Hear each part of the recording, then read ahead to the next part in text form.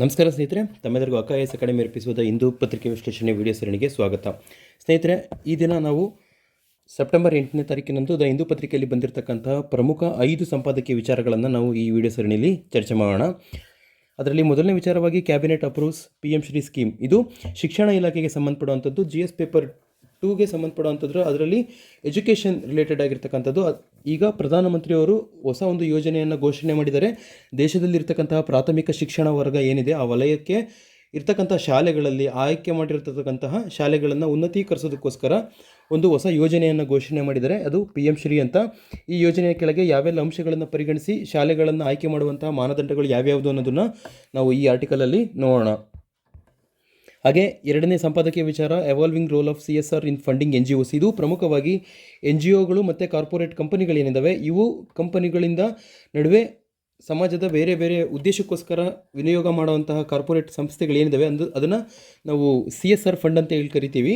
ಈ ಫಂಡ್ ಯಾವ ರೀತಿಯಾಗಿ ಕಾರ್ಯಾಚರಣೆ ನಡೆಸುತ್ತೆ, ಹಾಗೆ ಇದನ್ನು ಕಂಪನಿಗಳು ಕೊಡುವಾಗ NGOಗಳಿಗೆ ಕೊಡುವಾಗ ಯಾವೆಲ್ಲ ಅಂಶಗಳನ್ನು ಈ ಕಂಪನಿಗಳು ನೋಡ್ತವೆ, ಹಾಗೆ ಈ ಫಂಡ್ ಕೊಡ್ತಿರ್ತಕ್ಕಂಥದ್ದು ಎಷ್ಟರ ಮಟ್ಟಿಗೆ ಇದು ಸಮಾಜದಲ್ಲಿ ಬದಲಾವಣೆ ತರೋದಕ್ಕೆ ಅವಕಾಶ ಇದೆ ಅನ್ನೋದನ್ನು ಈ ಆರ್ಟಿಕಲಲ್ಲಿ ನಾವು ಚರ್ಚೆ ಮಾಡೋಣ.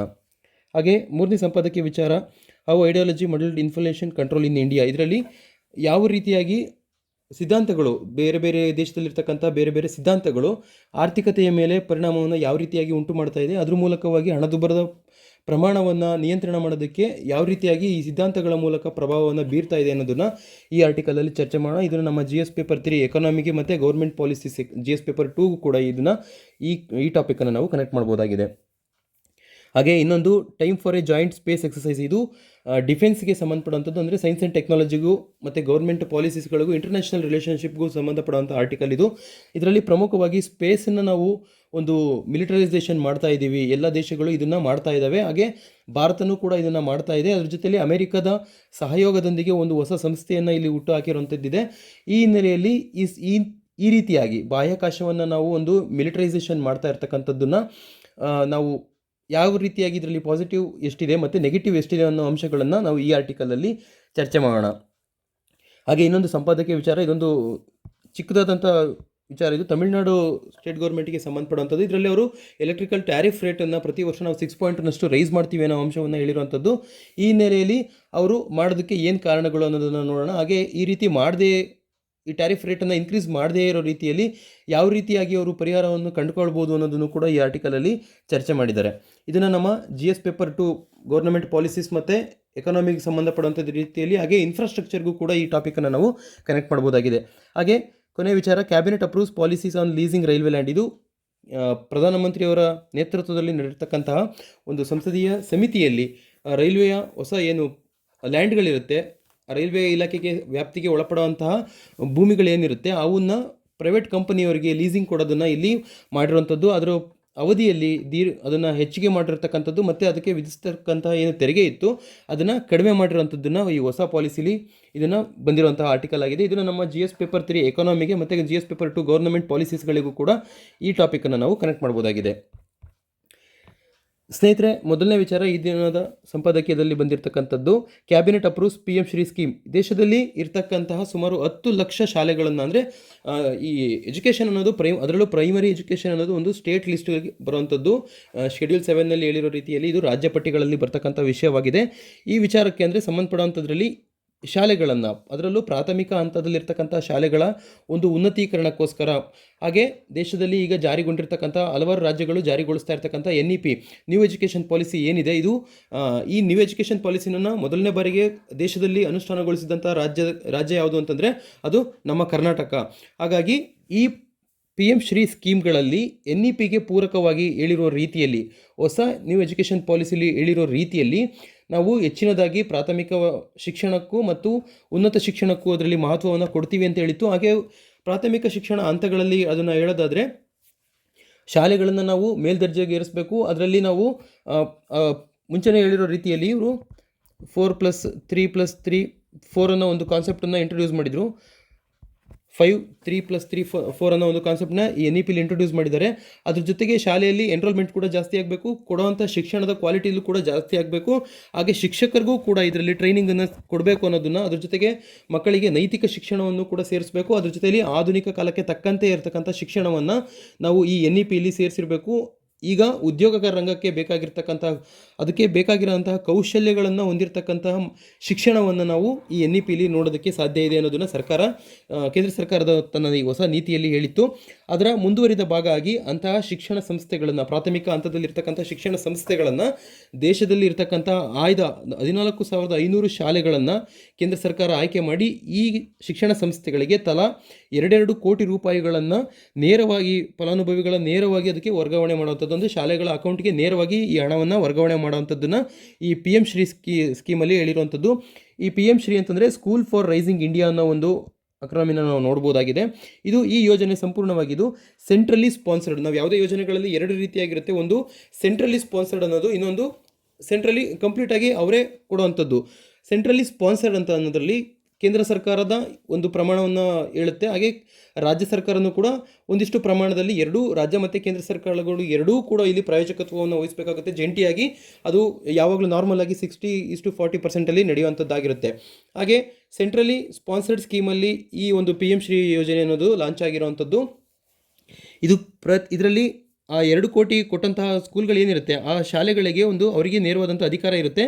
ಆ ಶಾಲೆಗಳ ಯಾರಿರ್ತಾರೆ ಅವರು, ಆಡಳಿತ ಮಂಡಳಿಯವರು ಅದರಲ್ಲಿರ್ತಕ್ಕಂಥ 40%ನಷ್ಟು ಹಣದ ಭಾಗವನ್ನು ಅವರು ಇನ್ನಿತರೆ flexibility to determine the use of, ಅವರಿಗೆ ಶಾಲೆಗೆ ಬೇಕಾಗಿರ್ತಕ್ಕಂಥ ಯಾವುದಾದ್ರೂ ಒಂದು ಸ್ಕೂಲ್ ಕಾಂಪ್ಲೆಕ್ಸ್ಗಳ ಶಾಲೆಗಳಲ್ಲಿ ಒಂದು ಸ್ಪೋರ್ಟ್ಸ್ ಕಾಂಪ್ಲೆಕ್ಸ್ ಇರೋದಿಲ್ಲ ಅಂತ ಅಥವಾ ಲೈಬ್ರರಿ ಫೆಸಿಲಿಟೀಸ್ಗಳನ್ನ ಡಿಜಿಟಲೈಸ್ ಮಾಡಬೇಕು. ಆ ರೀತಿಯಾಗಿ ಅವರ ಆ ಶಾಲೆಯ ಒಂದು ವಿವೇಚನಾ ಅಧಿಕಾರಕ್ಕೆ ಈ ಕೊಡುವಂಥ ಅನುದಾನದಲ್ಲಿ 40% ಆ ಶಾಲೆಯ ವಿವೇಚನಾ ಅಧಿಕಾರಕ್ಕೆ ಬಿಡುವಂಥದ್ದಾಗುತ್ತೆ. ಹಾಗೆ ಆಯ್ಕೆ ಮಾಡಿರ್ತಕ್ಕಂಥ ಶಾಲೆಗಳಿಗೆ ಕೊಟ್ಟಂಥ ಅನುದಾನದ ನಂತರ ಆ ಶಾಲೆಗಳ ಒಂದು ಪರ್ಫಾರ್ಮೆನ್ಸ್ ಏನಿರುತ್ತೆ ಅದನ್ನು ಇಲ್ಲಿ ಇಂಡಿಕೇಟರ್ ಆಗಿ ಯೂಸ್ ಮಾಡ್ತಾರೆ. ಯಾವ ರೀತಿಯಾಗಿ ಅದು ಒಂದು ಪರ್ಫಾರ್ಮೆನ್ಸ್ನ ತೋರಿಸ್ತಾ ಇದೆ, ಇದ್ರ ಮೇಲೆ ಒಂದು ಸ್ಕೂಲ್ ಕ್ವಾಲಿಟಿ ಅಸೆಸ್ಮೆಂಟ್ ಫ್ರೇಮ್ವರ್ಕ್ ಅನ್ನೋದು ಕೂಡ ರೆಡಿಯಾಗುತ್ತೆ. ಅದರಲ್ಲಿ ಶಾಲೆಗಳು ಈ ಹಣವನ್ನು ಪಡೆದ ನಂತರ ಯಾವ ರೀತಿಯಾಗಿ ಅಭಿವೃದ್ಧಿಯನ್ನು ಹೊಂದಿದ್ದಾವೆ, ಅವುಗಳ ಕಾರ್ಯಕ್ಷಮತೆ ಎಷ್ಟು ಸುಧಾರಣೆ ಆಗಿದೆ ಅನ್ನೋದನ್ನು ಕೂಡ ಇಲ್ಲಿ ಮಾನಿಟರ್ ಮಾಡುವಂಥ ವ್ಯವಸ್ಥೆ ಇದೆ. ಅದರಲ್ಲಿ student registry for tracking enrolment ಇರ್ಬೋದು, ಲರ್ನಿಂಗ್ ಪ್ರೊಸೆಸ್ಗಳು, improvement in learning outcomes of each child to achieve level, ಅದು ರಾಜ್ಯ ಮಟ್ಟದಲ್ಲೂ ಇರ್ಬೋದು ಮತ್ತು ರಾಷ್ಟ್ರೀಯ ಮಟ್ಟದಲ್ಲೂ ಕೂಡ ಇಂಥದ್ದಾಗುತ್ತೆ. ಹಾಗೆ ಅಂತಹ ಶಾಲೆಗಳನ್ನು ಯಾವುದಾದ್ರೂ ಉನ್ನತ ಶಿಕ್ಷಣಗಳ ಸಂಸ್ಥೆಗಳ ಜೊತೆಗೆ ಅದನ್ನು ಲಿಂಕ್ ಮಾಡಿದಾರ, ಲೋಕಲ್ ಎಂಟ್ರಪ್ರಿನರ್ ಎಕೋಸಿಸ್ಟಮ್, ಅದನ್ನು ಲೋಕಲಲ್ಲಿರ್ತಕ್ಕಂಥ ಎಂಟ್ರಪ್ರಿನರ್ಸ್ ಏನಿರ್ತಾರೆ ಅವರನ್ನು ಕೂಡ ಈ ಶಾಲೆಗಳಿಗೆ ಒಂದು ಮೆಂಟರಿಂಗ್ ಆಗಿ ಇನ್ವೈಟ್ ಮಾಡ್ತಾರಾ, ಈ ಥರದ್ದು ಎಲ್ಲ ಅಂಶಗಳನ್ನು ಸೇರಿಸಿ ಈ ಮಾನಿಟರಿಂಗ್ ಆಗುವಂಥದ್ದನ್ನು ಇರುತ್ತೆ. ಇದರಲ್ಲಿ ಅದ್ರ ಜೊತೆಯಲ್ಲಿ ಭಾರತದ ಏನು ಒಂದು ಪ್ರಜ್ಞೆಗಳಿದ್ದಾವೆ ಅಂದರೆ, ಭಾರತದ ನಾಗರಿಕರಿಗೆ ತಮ್ಮ ಜವಾಬ್ದಾರಿಗಳೇನಿದೆ, ಹಕ್ಕುಗಳು ಏನಿದೆ, ನಾವು ನೈತಿಕವಾಗಿರಬೇಕು, ನಾವು ಮೊರಲಿಯಾಗಿ ಬಿಹೇವ್ ಮಾಡಬೇಕು ಅನ್ನೋ ಅಂಶಗಳು ಏನಿದ್ದಾವೆ ಇಂಥವನ್ನೂ ಕೂಡ ಈ NEPಲಿ ಸೇರಿಸಬೇಕು. ಹಾಗೆ NEPಲಿ ಸಂಪೂರ್ಣವಾಗಿ ಯಾವ ಶಾಲೆಗಳು ಈ NEPನ ಅನುಷ್ಠಾನಗೊಳಿಸ್ತವೆ ಅನ್ನೋ ಅಂತಹ ಶಾಲೆಗಳನ್ನು, ಅವುಗಳಿಗೆ ಮಾತ್ರ ಈ ಅನುದಾನವನ್ನು ಈ ಕೇಂದ್ರ ಸರ್ಕಾರ ಬಿಡುಗಡೆಯನ್ನು ಮಾಡುವಂಥದ್ದು. ಈ ಕೇಂದ್ರ ಸರ್ಕಾರದ ಪ್ರಮುಖ ಉದ್ದೇಶ ಏನು ಅಂತಂದರೆ, ಈ 14,500 ಶಾಲೆಗಳಲ್ಲೂ ಕೂಡ NEPಯ ಸಂಪೂರ್ಣವಾಗಿ ಜಾರಿಯಾಗಬೇಕು ಅದೇ ಶಾಲೆಯ ಒಂದು ಮಾನದಂಡ. ಆ NEPಗಳನ್ನು ಜಾರಿ ಮಾಡಿದ ನಂತರ ಅವುಗಳ ಪರ್ಫಾರ್ಮೆನ್ಸ್ನು ಕೂಡ ಇಲ್ಲಿ ಟ್ರ್ಯಾಕ್ ರೆಕಾರ್ಡನ್ನು ಮೇಂಟೈನ್ ಮಾಡಲಾಗುತ್ತೆ. ಅದ್ರ ಜೊತೆಯಲ್ಲಿ ಆ ಶಾಲೆಗಳಲ್ಲಿ ನೈತಿಕತೆಯನ್ನು ಕೂಡ ಕಲಿಸಬೇಕಾಗುತ್ತೆ.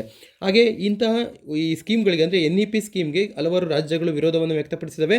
ಅದರಲ್ಲಿ ಪ್ರಮುಖವಾಗಿ ತಮಿಳುನಾಡಿನಲ್ಲಿ ತ್ರಿಭಾಷಾ ಸೂತ್ರದ ಒಂದು ವಿರುದ್ಧವಾಗಿ ತಮಿಳುನಾಡು ಸರ್ಕಾರ ಮುಂಚೆಯಿಂದಲೂ ಹೇಳ್ತಿದ್ದಾರೆ. ನಮ್ಮ ಮೊದಲ ಶಿಕ್ಷಣ ನೀತಿ ಏನಿತ್ತು 1968ನೇ ಇಸ್ವಿಯಿಂದನೂ ಕೂಡ ಈ ತ್ರಿಭಾಷಾ ಸೂತ್ರದ ಒಂದು ಗೊಂದಲ ಹಲವಾರು ರಾಜ್ಯಗಳಲ್ಲಿ, ಅದರಲ್ಲೂ ದಕ್ಷಿಣ ಭಾರತದಲ್ಲಿ ಹೆಚ್ಚಾಗಿ ಅದಕ್ಕೆ ವಿರೋಧವನ್ನು ವ್ಯಕ್ತಪಡಿಸಿರುವಂಥದ್ದನ್ನು ನಾವು ನೋಡ್ತಾ ಇದ್ದೀವಿ. ಈ NEP ಜಾರಿಯಾದ ನಂತರನೂ ಕೂಡ ತಮಿಳುನಾಡು ಸರ್ಕಾರ ಇದಕ್ಕೆ ವಿರೋಧವನ್ನು ವ್ಯಕ್ತಪಡಿಸಿತ್ತು. ಕಾರಣ, ತ್ರಿಭಾಷಾ ಸೂತ್ರದ ಅಡಿಯಲ್ಲಿ ಒಂದು ರೀಜನಲ್ ಲ್ಯಾಂಗ್ವೇಜನ್ನು ಕಲಿಸಬೇಕು, ಅದರ ಜೊತೆಯಲ್ಲಿ ಒಂದು ಇಂಗ್ಲೀಷ್ ಲ್ಯಾಂಗ್ವೇಜ್ ಇರುತ್ತೆ, ಅದ್ರ ಜೊತೆಯಲ್ಲಿ ಒಂದು ಹಿಂದಿಯನ್ನು ಕಲಿಸಬೇಕು ಅನ್ನೋದು ತ್ರಿಭಾಷಾ ಸೂತ್ರದಲ್ಲಿ ಹೇಳಿರ್ತಕ್ಕಂಥ ಅಂಶ ಆಗಿತ್ತು. ಈ ಹಿಂದಿಯನ್ನು ಕಲಿಸುವಂಥದ್ದು ಏನಿದೆ, ಈ ವ್ಯವಸ್ಥೆಗೆ ತಮಿಳುನಾಡು ಸರ್ಕಾರ ತೀವ್ರವಾದಂಥ ಪ್ರತಿರೋಧವನ್ನು ತೋರಿತ್ತು. ಇದು ಶಿಕ್ಷಣವನ್ನು ನೀವು ಸಂಪೂರ್ಣವಾಗಿ ಕೇಂದ್ರೀಕರಣಗೊಳಿಸ್ತಾ ಇದ್ದೀರಾ. ರಾಜ್ಯ ಸರ್ಕಾರಗಳ ಪಟ್ಟಿಯಲ್ಲಿರ್ತಕ್ಕಂಥ ಈ ಪ್ರಾಥಮಿಕ ಶಿಕ್ಷಣವನ್ನು ಕೂಡ ನೀವು ನಿಮ್ಮ ತೆಕ್ಕೆಗೆ ತೆಗೆದುಕೊಂಡು ನಿಮ್ಮ ನಿಯಂತ್ರಣಕ್ಕೆ ಇದನ್ನು ಒಳಪಡಿಸಿದ್ದೀರಾ. ಹಾಗಾಗಿ ಶಿಕ್ಷಣ ಕ್ಷೇತ್ರವನ್ನು ನೀವು ನಿಯಂತ್ರಿಸೋದಕ್ಕೆ ಪ್ರಯತ್ನ ಮಾಡ್ತಾ ಇದ್ದೀರಾ. ರಾಜ್ಯ ಸರ್ಕಾರಗಳ ಒಂದು ಹಕ್ಕುಗಳೇನಿರುತ್ತೆ, ಅವುಗಳ ಒಂದು ವ್ಯಾಪ್ತಿ ಏನಿರುತ್ತೆ, ಅದನ್ನು ನೀವು ಉಲ್ಲಂಘನೆ ಮಾಡ್ತಾ ಇದ್ದೀರಾ ಅನ್ನೋದನ್ನು ಕೂಡ ತಮಿಳುನಾಡು ಸರ್ಕಾರ ಕೇಂದ್ರ ಸರ್ಕಾರಕ್ಕೆ ಇಲ್ಲಿ ಪ್ರತಿರೋಧವನ್ನು ತೋರಿಸಿತ್ತು. ಅದ್ರ ಜೊತೆಯಲ್ಲಿ ಈಗ ಅದರಲ್ಲಿ ವಿರೋಧ ಮಾಡೋದಕ್ಕೆ ಇರ್ತಕ್ಕಂಥ ಕೆಲವು ಅಂಶಗಳನ್ನು ಇಲ್ಲಿ ಲೇಖಕರು ಕೊಟ್ಟಿರುವಂಥದ್ದು. ಇದರಲ್ಲಿ marginal mandatory school entry for 3 years, 3 ವರ್ಷ ಕೆಳಗೆ ಆಗೋ ತನಕ ಮ್ಯಾಂಡೇಟ್ರಿ ಸ್ಕೂಲ್ಗಳಿಗೆ ಅದನ್ನು ಪ್ರವೇಶ ಪಡಿಬಾರ್ದು ಅನ್ನೋ ಒಂದು ಅಂಶನೂ ಕೂಡ NEP ಇರೋದ್ರಿಂದ ಇದು ತುಂಬ ಮಾರ್ಜಿನಲೈಸ್ಡ್ ಕಮ್ಯುನಿಟೀಸ್ ಏನಿರುತ್ತೆ, ಬಡತನದಿಂದ ಇರ್ತಕ್ಕಂಥವ್ರು, ಅವರು ಕೂಲಿ ಕೆಲಸಕ್ಕೆ ಹೋಗುವಂತಹ ಸಂದರ್ಭದಲ್ಲಿ ಆ ಮಕ್ಕಳನ್ನ ಬಿಟ್ಟು ಹೋಗುವಂಥ ಸಂದರ್ಭ ಇರುತ್ತೆ. ಹಾಗಾಗಿ ಅಂಥವ್ರನ್ನ ಶಾಲೆಗೆ ಸೇರಿಸ್ಕೊಳ್ಳೋ ಅಂಥ ಅಂಶಕ್ಕೆ ಇಲ್ಲಿ ವಿರೋಧ ಇದೆ. ಹಾಗಾಗಿ 3 ವರ್ಷ ಕಡ್ಡಾಯವಾಗಿ ಆಗಲೇಬೇಕು ಅನ್ನೋ ಒಂದು ಅಂಶ ಇರೋದ್ರಿಂದ ಅಂತಹ ಮಕ್ಕಳುಗಳು ಮಾರ್ಜಿನಲೈಸ್ಡ್ ಕಮ್ಯುನಿಟಿಗಳೇನಿರುತ್ತೆ ಅವರು ಹೊರಗುಳಿಯುವಂಥ ಸಂಭವಗಳು ಹೆಚ್ಚಾಗಿರುತ್ತೆ. ಅದ್ರ ಜೊತೆಯಲ್ಲಿ 6ನೇ ಕ್ಲಾಸಿಂದಲೇ ಇವರಿಗೆ ವೊಕೇಶನಲ್ ಕೋರ್ಸ್ ಅನ್ನೋದನ್ನು ಕೂಡ NEPಲಿ ಹೇಳಲಾಗಿದೆ. ವೊಕೇಶನಲ್ ಟ್ರೈನಿಂಗ್ಸ್ ಅಂತಂದರೆ ಅದು ವೃತ್ತಿ ಆಧಾರಿತ, ಅಂದರೆ ಈಗ ಟೈಲರಿಂಗ್ ಇರ್ಬೋದು ಅಥವಾ ಕೋಡಿಂಗ್ ಮಾಡೋವಂಥದ್ದು, ಪೇಂಟಿಂಗ್ ಇರ್ಬೋದು, ಈ ಥರದ್ದು ವೃತ್ತಿ ಆಧಾರಿತ ಆ ಕೋರ್ಸ್ಗಳನ್ನು ನೀವು ಕಲಿತರೆ ನೀವು ಒಂದು ಜೀವನ ಮಾಡೋದಕ್ಕೆ ನಿಮಗೊಂದು ಸಹಾಯ ಆಗುತ್ತೆ. ಅಂತಹ ಕೋರ್ಸ್ಗಳನ್ನು ನಾವು 6ನೇ ಕ್ಲಾಸಿಂದನೇ ಶುರು ಮಾಡಿಸ್ಬಿಟ್ರೆ ಆ ಮಕ್ಕಳಿಗಳಿಗೆ ಒಂದು 8, 9, 10 ಹೈಸ್ಕೂಲ್ ಬರೋ ಅಷ್ಟೊತ್ತಿಗೆ ಅವ್ರ ಮನೇಲಿ ಇರ್ತಕ್ಕಂಥ ಬಡತನದ ಕಾರಣದಿಂದಾಗಿ ಅವರು ಹೈಯರ್ ಎಜುಕೇಷನ್ಗೆ ಹೋಗ್ದೇ ತಮಗೆ ಇರ್ತಕ್ಕಂಥ ಈಗ ಆಲ್ರೆಡಿ ಆ ಕೌಶಲ್ಯಗಳು ಏನಿರುತ್ತೆ ಅದನ್ನು ಆಧರಿಸಿ ಅವರು ಕೆಲಸವನ್ನು ಅರಸಿ ಹೋಗುವಂಥದ್ದು ಜಾಸ್ತಿ ಆಗುತ್ತೆ. ಈ ಮಕ್ಕಳು ಹೊರಗೋದಂಥವರು ಹೈಯರ್ ಎಜುಕೇಷನ್ಗೆ ಬರಲ್ಲ. ಹಾಗಾಗಿ ಇದು ಎನ್ರೋಲ್ಮೆಂಟನ್ನು ಕೂಡ ಹೈಯರ್ ಎಜುಕೇಷನಲ್ಲಿ ಕಡಿಮೆ ಮಾಡುತ್ತೆ ಅನ್ನೋದು ಇಲ್ಲಿ ನೆಗೆಟಿವ್ ಪಾಯಿಂಟ್ಸ್ ಅಂತ ಹೇಳಿ ತಮಿಳುನಾಡು ಸರ್ಕಾರ ಇರೋದನ್ನು ವಿರೋಧಿಸಿತ್ತು. ಆದರೆ ಈ 2ನೇ ಪಾಯಿಂಟಲ್ಲಿ ಅವ್ರಿಗೆ ಇರ್ತಕ್ಕಂತಹ ಬಡತನನ ಅವನು ಆ ವಯಸ್ಸಿಗೆ ಹೋಗ್ಲಾಡಿಸುವಂಥ ಒಂದು ಕೌಶಲ್ಯ ಅವನ ಹತ್ರ ಇದೆ, ಅಥವಾ ಅವನಿಗೆ ಆ ಕೌಶಲ್ಯದ ಆಧಾರಿತದ ಮೇಲೆ ಅವನಿಗೆ ಉದ್ಯೋಗ ಸಿಗುತ್ತೆ ಅನ್ನೋದಾದರೆ ಅದು ಒಂದು ಒಳ್ಳೆಯ ಅಂಶನೇ. ಆ ಕುಟುಂಬಕ್ಕೆ ಆಸರೆ ಆಗೋ ಹಾಗೆ ಅವನಿಗೆ ಶಿಕ್ಷಣವನ್ನು 6ನೇ ಕ್ಲಾಸಿಂದನೇ ಕೊಡುವಂಥದ್ದು ಕೂಡ ಇಲ್ಲಿ ಒಳ್ಳೆಯ ಅಂಶನೇ. ಆದರೆ ಇದಕ್ಕೆ ಪರ ಮತ್ತು ವಿರೋಧ ಚರ್ಚೆಗಳು ನಿರಂತರವಾಗಿ ನಡೀತಾನೆ ಇದ್ದಾವೆ. ಹಾಗೆ ಇನ್ನೊಂದು ಸಂಪಾದಕೀಯ ಪ್ರಮುಖ ವಿಚಾರ, the evolving of CSR in funding NGOs. ಸ್ನೇಹಿತರೆ, ದೇಶದಲ್ಲಿ ಇರ್ತಕ್ಕಂತಹ ಕಾರ್ಪೊರೇಟ್ ವಲಯ ಏನಿದೆ, ಇವರು ಆ ಕಾರ್ಪೊರೇಟ್ ವಲಯಗಳಲ್ಲಿ ತಮ್ಮ ಒಂದು ಲಾಭಗಳು ಅದು ದಿನನಿತ್ಯದ ವ್ಯವಹಾರಗಳಲ್ಲಿ ಅವರು ತಲ್ಲೀನರಾಗಿರ್ತಾರೆ. ಆದರೆ ಅವರಿಗೆ ಬಂದಂತಹ ಲಾಭದಲ್ಲಿ ಕೂಡ ಅವರು ಕೇವಲವಾಗಿ ಬರೀ ವಾಣಿಜ್ಯ ಚಟುವಟಿಕೆಗಳಿಂದನೋ ಅಥವಾ ಬರೀ ಇಡೀ ಸೊಸೈಟಿನ ಕಮರ್ಷಿಯಲ್ ಆಗಿ ನೋಡೋದಕ್ಕಿಂತ ಹೆಚ್ಚಿನದಾಗಿ ಅವ್ರಿಗೂ ಕೂಡ ಒಂದು ಸಾಮಾಜಿಕ ಜವಾಬ್ದಾರಿಗಳಿರಬೇಕು, ಈ ಸಮಾಜದ ಮೇಲೆ ಕಳಕಳಿ ಇರಬೇಕು, ಸಮಾಜದಲ್ಲಿ ಆಗು ಹೋಗುವಂಥ ಎಲ್ಲ ವಿದ್ಯಮಾನಗಳಿಗೂ ಕೂಡ ಅವರು ಸ್ಪಂದನಶೀಲರಾಗಿ ಕಾರ್ಯವನ್ನು ನಿರ್ವಹಿಸಬೇಕು ಅಂತೇಳಿ ಭಾರತ ಸರ್ಕಾರ ಒಂದು ಮನಗಂಡು 2013ನೇ ಇಸ್ವಿಲಿ ಒಂದು ಕಂಪನೀಸ್ ಆ್ಯಕ್ಟ್ ಅನ್ನೋದನ್ನು ಜಾರಿಗೆ ತಂದು, ಅದರಲ್ಲಿ ಕಂಪನೀಸ್ ಆ್ಯಕ್ಟಿನ ಕೆಳಗಡೆ ಸೆಕ್ಷನ್ 135 ಕೆಳಗಡೆ ಯಾವುದೇ ಕಂಪನಿಗಳು ಭಾರತದಲ್ಲಿ ಕಾರ್ಯನಿರ್ವಹಿಸ್ತಾ ಇರತಕ್ಕಂಥ ಯಾವುದೇ ಕಂಪನಿಗಳು, ಅಂದರೆ ಆ ಕಂಪನಿಗಳಿಗೆ ಒಂದು ಫೈನಾನ್ಷಿಯಲ್ ಸ್ಟ್ರಕ್ಚರ್ ಇರುತ್ತೆ. ಅಂದರೆ ಯಾವ ಕಂಪನಿಗಳು 1000 ಕೋಟಿಯ ಒಂದು ವಹಿವಾಟನ್ನು ನಡೆಸ್ತಾ ಇದ್ದಾವೆ ವಾರ್ಷಿಕವಾಗಿ, ಹಾಗೆ ಅವು ಲಾಭಗಳು ನಿವ್ವಳ ಲಾಭ ಏನಿರುತ್ತೆ 500 ಕೋಟಿಯ ಲಾಭವನ್ನು ಹೊಂದುವಂಥದ್ದು, ಹಾಗೆ 500 ಕೋಟಿಗಳಷ್ಟು ಒಟ್ಟು ಮೊತ್ತ ಏನಿರುತ್ತೆ ಆ ಕಂಪನಿಯ ಒಂದು ವ್ಯಾಲ್ಯೂ ಏನಿರುತ್ತೆ 500 ಕೋಟಿಗಳಷ್ಟು, ಇಂತಹ ಕಂಪನಿಗಳು ತಮ್ಮ ಒಂದು ಸಂಸ್ಥೆಯಲ್ಲಿ CSR ಅನ್ನೋ ಒಂದು ಸಮಿತಿಯನ್ನು ರಚನೆ ಮಾಡಬೇಕಂದ್ರೆ ಈ ಕಾರ್ಪೊರೇಟ್ ಸೋಷಿಯಲ್ ರೆಸ್ಪಾನ್ಸಿಬಿಲಿಟಿ ಅಂದರೆ ಸಮಾಜದ ಬಗ್ಗೆ ಕಳಕಳಿ ಇರುವಂತಹ ಒಂದು ಸಮಿತಿಯನ್ನು ರಚನೆ ಮಾಡಬೇಕು. ಆ ಸಮಿತಿಯಲ್ಲಿ ಈ ಸಮಿತಿಗೆ ಏನು ಕೆಲಸ ಅಂತಂದರೆ, ಸಂಸ್ಥೆಯಲ್ಲಿ ಅದರ ಲಾಭದಲ್ಲಿ ಬರ್ತಕ್ಕಂಥ 2% ಹಣವನ್ನು ನಾವು ಮುಂದಿನ ಸಮಾಜಕ್ಕೆ, ಅಂದರೆ ಸಮಾಜದ ಒಂದು ಧ್ಯೇಯೋದ್ದೇಶಕ್ಕಾಗಿ, ಸಮಾಜದ ಸಬಲೀಕರಣಕ್ಕೆ, ಸಮಾಜದ ಉನ್ನತಿಗೆ, ಸಮಾಜದಲ್ಲಿರ್ತಕ್ಕಂಥ ಶೋಷಿತರ ವರ್ಗದ ಕಲ್ಯಾಣ ಅಭಿವೃದ್ಧಿಗಳಿಗೋಸ್ಕರ, ಹಾಗೆ ಬಡತನವನ್ನು ದೂರ ಮಾಡುವಂಥ ಕಾರ್ಯಕ್ರಮಗಳಿರ್ಬೋದು, ಮತ್ತು ಶಿಕ್ಷಣವನ್ನು ಕೊಡುವಂಥದ್ದು, ಜೆಂಡರ್ ಈಕ್ವಾಲಿಟಿ, ಲಿಂಗ ಸಮಾನತೆಯನ್ನು ಸ್ಥಾಪನೆ ಮಾಡುವಂಥದ್ದು, ಕಂಪ್ಯೂಟರ್ ಎಜುಕೇಷನ್ಗಳನ್ನು ಕೊಡುವಂಥದ್ದು, ರೂರಲ್ ಸೈಡಲ್ಲಿರುವಂತಹ ಶಾಲೆಗಳಿಗೆ ಕಂಪ್ಯೂಟರ್ ಎಜುಕೇಷನ್ ಇರ್ಬೋದು, ಅವರಿಗೆ ಕುಡಿಯೋ ನೀರಿನ ವ್ಯವಸ್ಥೆ ಇರ್ಬೋದು, ಇಂಟರ್ನೆಟ್ ಫೆಸಿಲಿಟೀಸ್ಗಳಿರ್ಬೋದು, ಅಥವಾ ಎನ್ವಿರಾನ್ಮೆಂಟಲ್ ಸಸ್ಟೈನಬಿಲಿಟಿಗೆ ಆಗುವಂಥ ಯೋಜನೆಗಳು, ಕೆರೆ ಕಟ್ಟೆಗಳನ್ನು ಕಟ್ಟಿಸುವಂಥದ್ದು, ಗಿಡಗಳನ್ನು ನೆಡೆಸ್ಕೊಡುವಂಥದ್ದು, ಚೆಕ್ ಡ್ಯಾಮ್ಗಳನ್ನು ಕನ್ಸ್ಟ್ರಕ್ಷನ್ ಮಾಡಿಸ್ಕೊಡುವಂಥದ್ದು, ಮತ್ತು SC ST OBC ಮೈನಾರಿಟೀಸ್ ಇರ್ಬೋದು, ವುಮೆನ್ ಎಂಪವರ್ಮೆಂಟಿಗೆ ಸಹಾಯಕ ಆಗುವಂಥ ಯಾವುದೇ ಯೋಜನೆಗಳಿಗೆ ಇವರು ಹಣವನ್ನು ತೊಡಗಿಸ್ಬೋದು. 2%ನಷ್ಟು ತಮ್ಮ ವಾರ್ಷಿಕ ಲಾಭದಲ್ಲಿ ಬಂದಿರತಕ್ಕಂಥ ಲಾಭದಲ್ಲಿ 2% ಹಣವನ್ನು ಇವರು ಇಂತಹ ಕಾರ್ಯಗಳಿಗೆ ಇವರು ವಿನಿಯೋಗಿಸೋದಕ್ಕೆ ಅವಕಾಶ ಮಾಡಿಕೊಡುತ್ತೆ. ಹಾಗಾಗಿ ಈ ರೀತಿಯಾದಂತಹ ಕಂಪನಿಗಳು ಏನಿದ್ದಾವೆ, ಇವು ಖರ್ಚು ಮಾಡಿರ್ತಕ್ಕಂತಹ ಹಣ ಏನಿದೆ, ಈ ಸಂಸ್ಥೆಗಳು ಖರ್ಚು ಮಾಡುವಂತಹ ಹಣವನ್ನು ಉಪಯೋಗಿಸಿ ಇವು ನೇರವಾಗಿ ಇಂತಹ ಕಾರ್ಪೊರೇಟ್ ಕಂಪನಿಗಳು ನೇರವಾಗಿ ಇವು ಅದೇ ಕಾರ್ಯಗಳನ್ನು ಮಾಡೋದಕ್ಕೆ ಸಾಧ್ಯ ಆಗೋದಿಲ್ಲ. ಅದ್ರ ಬದಲಾಗಿ ಕೆಲವು NGOಗಳು ಕೂಡ ನಮ್ಮ ಸಮಾಜದಲ್ಲಿದ್ದಾವೆ. ಈ NGOಗಳ ಕಾರ್ಯ ಏನು ಅಂತಂದರೆ, ಅವು ಎಲ್ಲೋ ಯಾವ ಕಡೆಯಿಂದನೂ ಫಂಡ್ಸ್ ಬರುತ್ತೆ, ಅಂದರೆ ಇಂಟರ್ನ್ಯಾಷನಲಿಂದ ಇರ್ಬೋದು, ಅಥವಾ ಕಾರ್ಪೊರೇಟ್ ವಲಯಗಳಿಂದ ಇರ್ಬೋದು, ಅಥವಾ ಸಾರ್ವಜನಿಕರಿಂದ ಸಂಗ್ರಹಿಸಿದಂಥ ವಂತಿಗೆ ಹಣಗಳನ್ನಿರ್ಬೋದು, ಇಂತಹ ಹಣವನ್ನು ಸಂಗ್ರಹಿಸಿ ಅದು ಯಾವುದೇ ಒಂದು NGOಗಳು ಅದರದೇ ಆದಂಥ ಒಂದೊಂದು ವಲಯಗಳಲ್ಲಿ ಅವು ಕಾರ್ಯಚಟುವಟಿಕೆಯನ್ನು ನಿರ್ವಹಿಸ್ತಾ ಇದ್ದಾವೆ. ಉದಾಹರಣೆಗೆ ಕೆಲವು NGOಗಳು ಶಿಕ್ಷಣ ಕ್ಷೇತ್ರದಲ್ಲಿ ಅವು ಕಾರ್ಯನಿರ್ವಹಿಸ್ತಾ ಇದ್ದರೆ, ಇನ್ನು ಕೆಲವು ಓಲ್ಡ್ ಏಜ್ ಹೋಮ್ಗಳನ್ನು ರನ್ ಮಾಡುವಂಥದ್ದು, ಮತ್ತು ಚೈಲ್ಡ್ ಲೇಬರ್ಗಳನ್ನು ಅವ್ರನ್ನ ರೆಸ್ಕ್ಯೂ ಮಾಡೋವಂಥದ್ದು ಇರ್ಬೋದು. ಇಂತಹ ಸಂಸ್ಥೆಗಳಾಗಿ ಅಥವಾ ಇಂತಹ ವಲಯಗಳಲ್ಲಿ ಅವು ಗುರುತಿಸ್ಕೊಂಡಿರ್ತವೆ. ಅಂತಹ ವಲಯಗಳಲ್ಲಿ ಕೆಲಸ ಮಾಡ್ತಕ್ಕಂತಹ NGOಗಳನ್ನು ಈ ಕಾರ್ಪೊರೇಟ್ ಕಂಪನಿಗಳಿರ್ಬೋದು, ಅಥವಾ NGOಗಳೇ ಕಾರ್ಪೊರೇಟ್ ಕಂಪನಿಗಳನ್ನು ಅಪ್ರೋಚ್ ಮಾಡ್ಬೋದು, ನಾವು ಈ ರೀತಿಯಾದಂಥ ಕೆಲಸ ಮಾಡ್ತಾ ಇದ್ದೀವಿ, ನಮಗೆ ನಿಮ್ಮ ಕಂಪನಿಯಿಂದ ಈ ಥರದ ಫಂಡನ್ನು ಕೊಟ್ಟರೆ ನಾವು ಇಂತಹ ಕೆಲಸಗಳನ್ನು ಮಾಡ್ತೀವಿ, ಅದಕ್ಕೆ ನಾವು ನಿಮಗೆ ಅದನ್ನು ರೆಗ್ಯುಲರ್ ಆಗಿ ನಾವು ಮಾನಿಟರ್ ಮಾಡುತ್ತಾ ಅದನ್ನು ನಾವು ನಿಮಗೆ ವ್ಯವಸ್ಥೆಯನ್ನು ಮಾಡಿಕೊಡ್ತೀವಿ, ಹಾಗೆ ನಮ್ಮನ್ನು ನೀವು ಎವಾಲ್ಯೂಯೇಟ್ ಮಾಡ್ಬೋದು ಅನ್ನೋದನ್ನು ಕೂಡ ಇವರು ಈ NGOಗಳು ಈ ಕಂಪನಿಗಳನ್ನು ಅಪ್ರೋಚ್ ಮಾಡ್ಬೋದು. ಹಾಗೆ ಈ ರೀತಿ ಅಪ್ರೋಚ್ ಮಾಡುವಂತಹ NGOಗಳಿಗೆ ಕೇವಲವಾಗಿ ಕಾರ್ಪೊರೇಟ್ ಕೊಟ್ಟಂಥ ಹಣ ಏನಿರುತ್ತೆ ಅದನ್ನು ಸಂಪೂರ್ಣವಾಗಿ ಅದೇ ಉದ್ದೇಶಕ್ಕೆ ಬಳಸೋದಕ್ಕೆ ಅವರಿಗೆ ಅವಕಾಶ ಇರುತ್ತೆ. ಹಾಗೆ ಕಾರ್ಪೊರೇಟ್ ಈ NGOಗಳಿಗೂ ಕೂಡ ತನ್ನದೇ ಆದಂಥ ಒಂದು ಸ್ವಂತ ಖರ್ಚುಗಳಿರುತ್ತೆ. ಅಂದರೆ ಯಾವುದಾದ್ರೂ ಆ ಕಚೇರಿಯ ಬಾಡಿಗೆ ಇರ್ಬೋದು, ಅಥವಾ ಅವರು ಬಳಸುವಂಥ ವೆಹಿಕಲ್ಸ್ ಇರ್ಬೋದು, ಎಲೆಕ್ಟ್ರಿಸಿಟಿ ಬಿಲ್ ಇರ್ಬೋದು, ಅವ್ರಿಗೆ ಕೊಡುವಂಥ ಸ್ಯಾಲ್ರಿಗಳಿರ್ಬೋದು, ಈ ರೀತಿಯಾದಂಥ ಒಂದು ಅಡ್ಮಿನಿಸ್ಟ್ರೇಷನ್ ಏನು ಖರ್ಚುಗಳಿರುತ್ತೆ, ಇದರ ಖರ್ಚನ್ನು ಕೂಡ ಅವರು NGOಗಳು ನಿಭಾಯಿಸಬೇಕಾಗಿರೋದ್ರಿಂದ ಈಗ ಅವರು ಕಾರ್ಪೊರೇಟ್ ವಲಯ ಏನು ಕೊಡುತ್ತೆ ಸಂಪೂರ್ಣವಾಗಿ, ಈಗ ಉದಾಹರಣೆಗೆ ಶಿಕ್ಷಣಕ್ಕೆ ನಾನು 100 ರೂಪಾಯಿನ ಟಾಟಾ ಸಂಸ್ಥೆಯಿಂದ ನಾವು ಕೊಡ್ತಾ ಇದ್ದೀವಿ ಅಂತಂದಾಗ ಯಾವುದಾದ್ರೂ ಒಂದು ಶಿಕ್ಷಣ ಸಂಸ್ಥೆ 100 ರೂಪಾಯಿನ ಸಂಪೂರ್ಣವಾಗಿ ಶಿಕ್ಷಣ ಸಂಸ್ಥೆಗೆ ಬಳಸೋದಕ್ಕೆ ಸಾಧ್ಯ ಆಗಲ್ಲ. ಟಾಟಾ ಸಂಸ್ಥೆ ಕೊಡ್ತಾ ಇರ್ತಕ್ಕಂಥದ್ದು 100 ರೂಪಾಯಿನ ಶಿಕ್ಷಣಕ್ಕೆ ಬಳಸಿ ಅಂತ ಕೊಟ್ಟಿರುತ್ತೆ. ಆದರೆ ಸಂಸ್ಥೆಯ ಒಳ ಆಡಳಿತದ ವೆಚ್ಚ ಏನಿರುತ್ತೆ, ಅವರಿಗೆ ಸಂಬಳ ಕೊಡುವಂಥದ್ದು, ಇವಕ್ಕೆಲ್ಲವಕ್ಕೂ ಕೂಡ ಆ 100 ರೂಪಾಯಿನಲ್ಲಿ ಒಂದು 20%ನ 20 ರೂಪಾಯಿನ ಅವರು ಸಂಸ್ಥೆಯ ಸ್ವಂತ ಖರ್ಚಿಗೆ ಬಳಸ್ತಾರೆ. ಹಾಗಾಗಿ ಸಂಪೂರ್ಣವಾಗಿ ಇರ್ತಕ್ಕಂಥ ಹಣವನ್ನು ಆ ವಲಯಕ್ಕೆ ಇಲ್ಲಿ ಹೋಗೋದಕ್ಕೆ ಸಾಧ್ಯ ಆಗಲ್ಲ. ಹಾಗೆ NGOಗಳ ಕಷ್ಟಗಳನ್ನು ನಾವು ಅರ್ಥ ಮಾಡ್ಕೋಬೇಕು. ಅವರಿಗೂ ಇಲ್ಲಿ ಅಡ್ಮಿನಿಸ್ಟ್ರೇಷನ್ ಚಾರ್ಜಸ್ಗಳು ಇರೋದ್ರಿಂದ ಸಂಪೂರ್ಣವಾಗಿ ಅಂಥ ಹಣವನ್ನು ಅದೇ ವಲಯಕ್ಕೆ ಅವರು ಬಳಸೋದಕ್ಕೆ ಸಾಧ್ಯ ಆಗಲ್ಲ. ಹಾಗಾಗಿ ಇದನ್ನು ನಾವು ಈ NGOಗಳ ಇಶ್ಯೂಸ್ಗಳಲ್ಲಿ ಇದನ್ನು ನೋಡ್ಬೋದಾಗಿದೆ. ಹಾಗಾಗಿ ಇಂತಹ ಖರ್ಚುಗಳನ್ನು ಕೂಡ ಕಾರ್ಪೊರೇಟ್ ಕಂಪನಿಗಳು ಅದನ್ನು ಪರಿಗಣಿಸಬೇಕಾಗುತ್ತೆ. ಅದನ್ನು ಪರಿಗಣಿಸಿ ಅವರು ಖರ್ಚುಗಳನ್ನು ಬೇರೆ ಕೊಟ್ಟು ಮತ್ತು ಆ ವಲಯಗಳು ಯಾವ ವಲಯದಲ್ಲಿ ಅವರು ಡೆಡಿಕೇಟೆಡ್ ಆಗಿ ವರ್ಕ್ ಮಾಡ್ತಾ ಇದ್ದಾರೆ ಆ ವಲಯಕ್ಕೂ ಸಪರೇಟ್ ಆಗಿರ್ತಕ್ಕಂತಹ ಖರ್ಚು ವೆಚ್ಚಗಳನ್ನು ಕೊಡಬೇಕಾಗುತ್ತೆ. ರೀಸೆಂಟ್ ಸರ್ವೆ ಪ್ರಕಾರ 80% ಡೈವರ್ಸ್ ಸೋಷಿಯಲ್ ಸೆಕ್ಟರ್ ಫಂಡರ್ಸ್ ನಾವು NGOಗಳಲ್ಲಿ ನಾವು ನೋಡಿದಾಗ ಈ ಕಾರ್ಪೊರೇಟ್ ವಲಯ ಏನಿದೆ, ಈ ಕಾರ್ಪೊರೇಟ್ ವಲಯಗಳು NGOಗಳಿಗೆ ಹಣವನ್ನು ಕೊಡೋದಕ್ಕೆ 3 ಹಂತಗಳಲ್ಲಾಗಿ ನಾವು ಈ ಕಾರ್ಪೊರೇಟ್ ವಲಯಗಳನ್ನು ವಿಂಗಡಿಸ್ಬೋದಾಗಿದೆ.